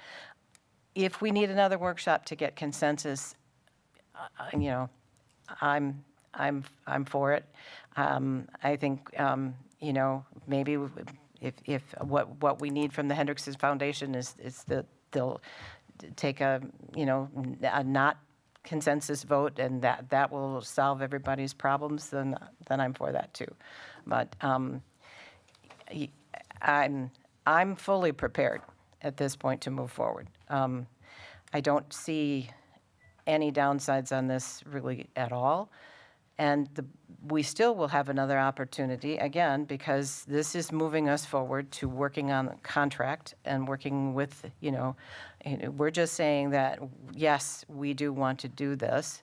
And there will be other opportunities to tweak some of the things that maybe need to be tweaked. But if other board members feel that they need a workshop to move forward, I'll make myself available for that. I personally don't need another workshop, but I will go to one if people want one. Thank you. Vice President Nichols, would you support postponing this, having a workshop and postponing this until our next regular board meeting? So 2 weeks? Well, we've had a lot of meetings about this already, and a lot of people, some people didn't show up. I don't know why, but that's their prerogative. This room was full, and it's still half full of people who talked about don't say no to this. Let's go. Let's go. Let's go means let's go. So I'm with Carol. I think we're ready to go, and I've been in Beloit 5 years, and I've been on the board almost 3, and nothing ever started out with all the answers. Nothing. You have to adjust as you go. I was in business. That's the way business works. That's the way life works. You adjust as you go. It's not a perfect world, and I think we got great people in the school district. We got great people in this community who have spoken. We've gotten letters from some of the people in the community that these folks may not have seen. I know she did. And, hurry up and wait. There's a term that I heard early in business. It's called analysis paralysis. And you analyze and you analyze and you analyze and you analyze and you analyze it. By that time, the ship is halfway to the other side of the world. So, 2 weeks I think is ridiculous. That's my personal opinion. Thank you for weighing in. If I'm not mistaken, it sounds like all board members have weighed in on potentially postponing this to March 3rd and having a board workshop. Again, we have had multiple meetings discussing this, and board members are always welcome to email, text, call each other, or call the superintendent and get questions and answers, call the executive directors if there are specific questions that they may have to any of the departments. I am in agreement that I really don't think that we need to delay this for a needs assessment. I think I'm speaking right now, thank you. The needs assessment is evident in our report card, in our internal benchmarks. We don't need to wait for a needs assessment. Needs assessments, if this is, we're at this point now, where have the needs assessments been in the previous years? A parental engagement plan, I think that would be ideal and lovely. Where has that engagement plan been in the previous years? Ideally, every parent would be engaged with their students' education, especially with reading. That happens in so many families at home before kindergarten even starts. Unfortunately, in Beloit, we have a lot of families where that's not happening. And to say and require parents to be engaged in their students' education isn't something that we legally can require. We can encourage it, we can incentivize it, we can do everything we can, but we cannot legally require it. And whether or not it's part of this program, I think is a moot point because it's something we should be doing tangentially. And if we're not doing it tangentially now, shame on us. Effective leadership. I support having the Skyward program. I think that will help us develop effective leaders here in the school district of Beloit.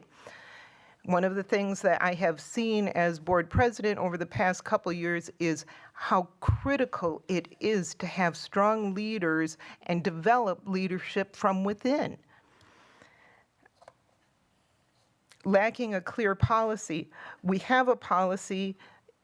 There is some vagueness as to what is this offer and what is the definition. How do we move forward with that? I don't think we should let this policy hang up on whether or not we should accept this. Again, our legal recommendation was to waive that policy and move forward if that's what the will of the board, because we don't need to have that policy here tonight. We need to work within the confines of the state laws, which we are. What would happen if the project were to end abruptly? Well, I sure as heck would hope that our superintendent and that our executive team would figure out and be smart enough to put that kind of language in the contract. And if it wasn't, as board members, when that came to us, our responsibility is to read that contract and say, why is that language not in there? President Johnson, we need to extend the meeting again. Thank you. Is that a motion? Second. Motion by Joanne Rue, seconded by Brian Nichols to extend the meeting. Any discussion? All in favor? Aye. Aye. Aye. Aye. Wrapping up, I want this to pass. And if it means waiting 2 more weeks because somebody needs to get a little bit more information that they haven't done for the past 8 weeks, I'm okay with that. I will be out of town and I won't be available, probably not available even for a virtual meeting, but I've attended all of these other ones, so I'm okay not attending another meeting. And that would be then Mr. Nichols, Vice President Nichols would have to chair that. But ultimately, what is this about?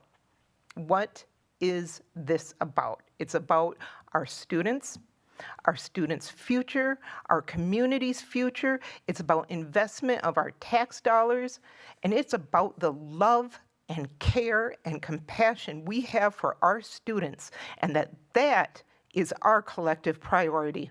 And if we can't decide that this is in the best interest of our students, I really, really, really wonder if we can look at ourselves in the mirror at night and sleep well. We have a motion and a second to approve this. I encourage all board members, if you would like this to be postponed, vote in the negative. If you would like to move forward, vote in the positive. I have a question. After we make this motion, I will open the floor for a motion to postpone. But this motion President Johnson, was, if we vote no, it's a no from everybody for what they've said. I would like to offer an amendment to the motion to postpone the vote for 2 weeks and conduct a final board workshop on this matter. Is that an amendment, Ms. Leavely? Yes, ma'am, it is. Because if we vote no, then it's no. We're done with it. An amendment to postpone until March 3rd? Correct, with Mrs. the Shope, expectation is that the correct date? conduct a final workshop.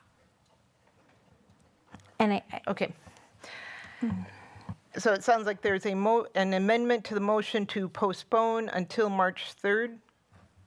And before I offer a second, I think she was still, just to clarify, so that we have the opportunity to work with the Hendricks Family Foundation to craft something that we can move forward. I think, Board Member Levy, I don't want to put words in your mouth. Sorry, it's just really hard. You're breaking up a little bit, so it's hard to hear you. So sorry to clarify, but I got your nod as a yes. I will say, if you turn on closed captions, you can read it. I've been reading your words, Amy. Mrs. Rue, can you clarify what the amendment is? So let me see if I can go back. So the amendment is it says to postpone the vote for 2 weeks and conduct a final board workshop on this matter.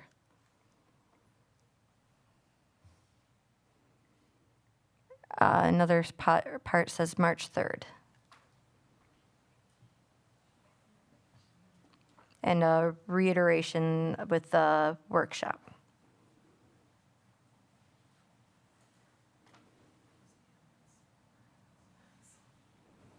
So Amy, we can't hear you.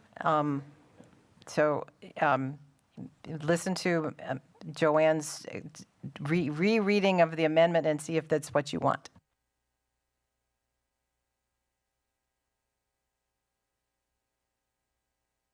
And you want me to reread it? Because what I said was a mess. Good Lord. All right, so sorry, everyone. Okay, can you hear me, Amy? You got me? Yes? I don't think she can hear me now. Oh, hey, can you hear me now, Amy?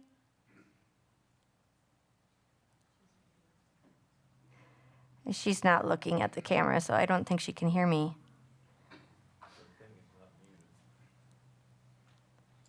No, she can't hear me. All right, so I can find what I wrote or what I said. Mrs. Levy, can you turn on your closed caption so you can read? Or I guess she can't hear. That might work. Can somebody message her to turn on the closed caption? I think you're accurate in what you stated. Yeah, I think postpone for 2 weeks and hold a board workshop is the amendment.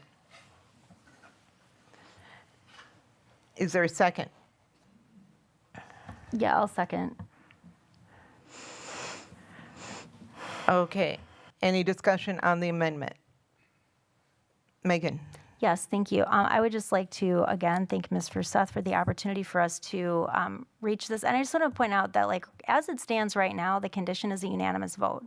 And this was brought forward in the spirit of doing everything we possibly can to move this forward productively. And so while everybody certainly can have all of the opinions and views they want, like, there is a line that we have to get across. And so I just, again, I appreciate everybody's willingness to make that happen. And as it stands, I'm fully in support of moving forward. And it's because of the grace and willingness to listen, I guess, and to drop some harmful narratives that I'm able to do so.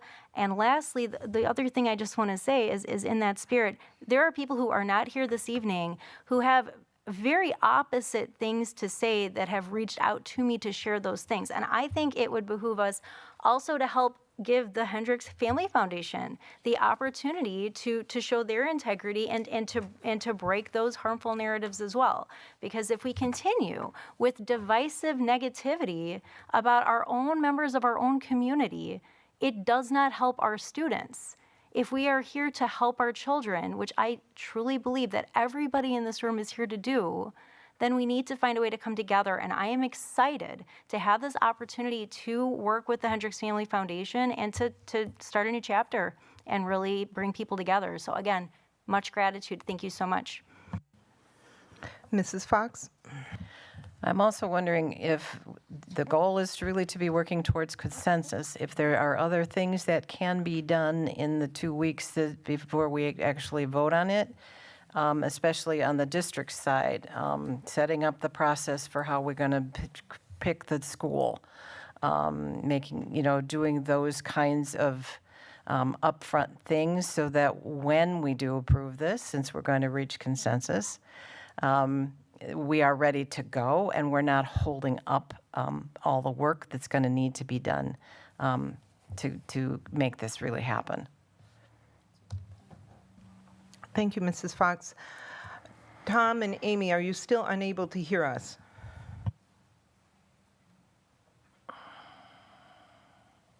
Dr. Anderson, do you know if there's somebody in IT who can take a look and see how to get these guys so they can hear us?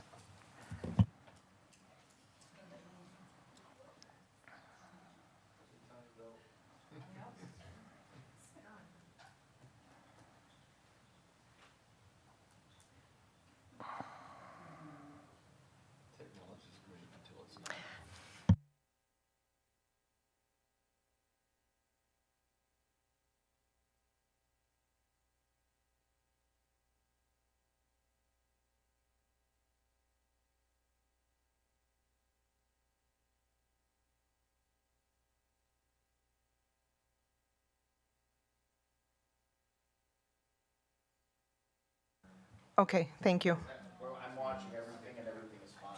Okay, thank you. Yeah, Tom just texts back, no, Yes, can't hear. ma'am, what if she Okay. just calls it? I know. Okay. Tom's Okay. called in. She He said the can't We- hear. she says the caller number isn't working. Oh, good Lord. So it must be something on that too. Okay, we have an amendment on, is she here? Michelle, is it tied to closed session by any chance? Is it tied to closed session by any chance? Because we're supposed to be in closed session by now, I think. We have to sign into something. Okay, just asking. Okay. Okay, there's an amendment that has been moved and seconded. Mrs. Schopp, may we get a roll call, please?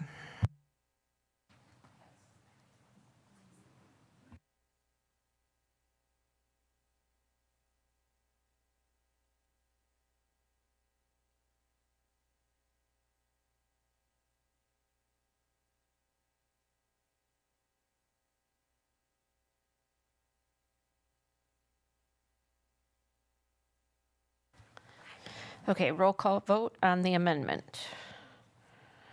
Can you read it, please? Yes, what I have for the amendment is to move to amend the motion to postpone the vote for 2 weeks, parentheses, March 3rd, and conduct a final board workshop on this matter. Roll call on the amendment. Joanne Rue, Aye. Brian Nichols, I'll pass for now. Megan Miller, Aye. Carol Fox, Aye. Tom Hankins,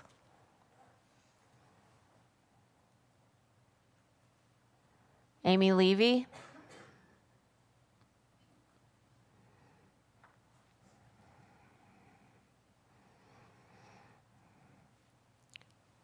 Brian Nichols, are you ready to vote? Aye. Tia Johnson? Aye. One more time for Tom Hankins. One more call for Amy Levy.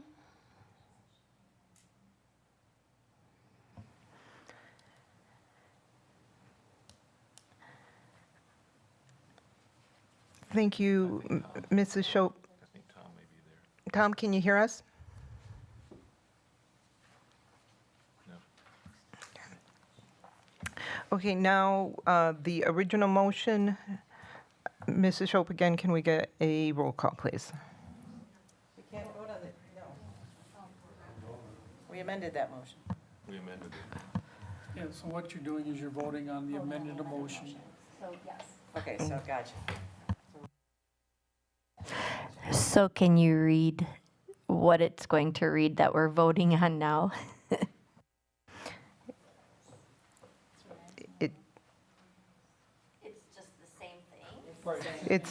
It's move approval of accepting the Hendricks Family Foundation proposal presented to the Board of Education on December 16th, 2025, of a $2.5 million for a high-intensity literacy program, pilot program, with the condition that an agreement will be finalized and approved by the foundation and the Board of Education to be postponed for 2 weeks and hold a board workshop. Or something very close to that. Yeah. Okay, thank you. Okay. Good job, Board President. See, I Okay. had to be secretary for 5 minutes. That's right. Carol Fox, Aye. Megan Miller, Aye. Brian Nichols, Aye. Joanne Rue, Aye. Tom Hankins. Okay. Amy Levy. Tia Johnson. Aye. Motion carried. Thank you. Our next agenda item is the consent agenda. Typically, there is no separate discussion of the items unless a board member so requests, in which event the item or items will be removed from the general order of business and considered in their normal sequence on the agenda. All right. Are there any, and remember that item B has already been removed. Are there any board members that would like any of the consent agenda items removed? Is there a motion to approve the consent agenda? So moved. Second. Motion by Megan Miller, seconded by Carol Fox. Any discussion? Hearing none. All in favor? Aye. Aye. Aye. Any opposed? Motion carries. Our next agenda item is Human Resources Employee Recommendations. Are there any open session questions regarding Exhibit A? Are there any closed session questions regarding Exhibit A? Is there a motion to approve Exhibit A? So moved. Second. Motion by Brian Nichols, seconded by Megan Miller. Any discussion? Hearing none. All in favor? Aye. Aye. Aye. Any opposed? Motion carries. Our next item tonight is executive session.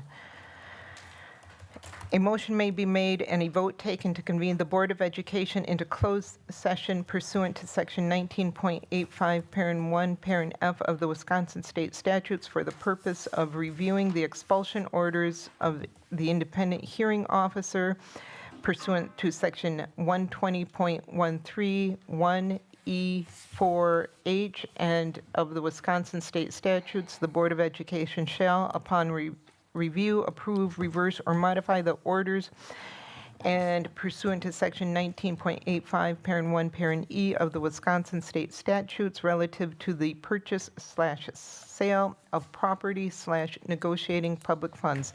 Is there a motion? So moved. Second. Motion by Brian Nichols, seconded by Megan Miller. Any discussion? Mrs. Schopp, may we get a roll call, please? Yes.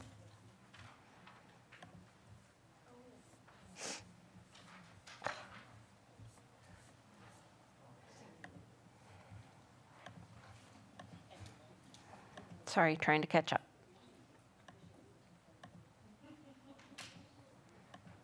Okay. Joanne Rue, Aye. Brian Nichols, Aye. Megan Miller, Aye. Carol Fox, Aye. Amy Levy, Tom Hankins, Tia Johnson. Aye. Motion carried. Thank you. The Board of Education may reconvene to public session in order to take any action, if necessary, on items discussed in closed session. Thank you.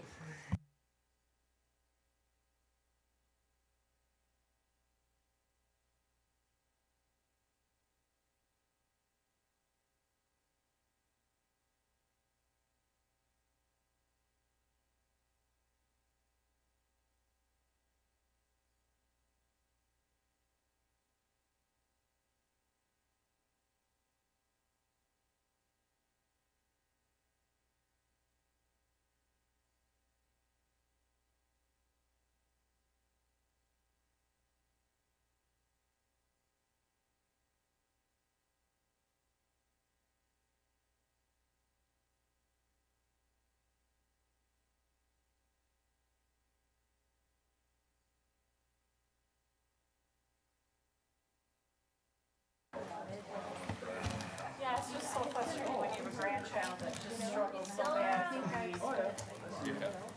And it's just so better. But you know, it's so frustrating. When you can't take your child. I have six grandsons and two great-granddaughters. You know, my grandsons all had a great, public education. My kids did.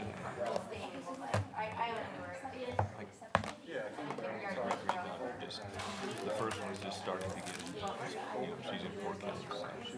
And she's in 4K with my nephews.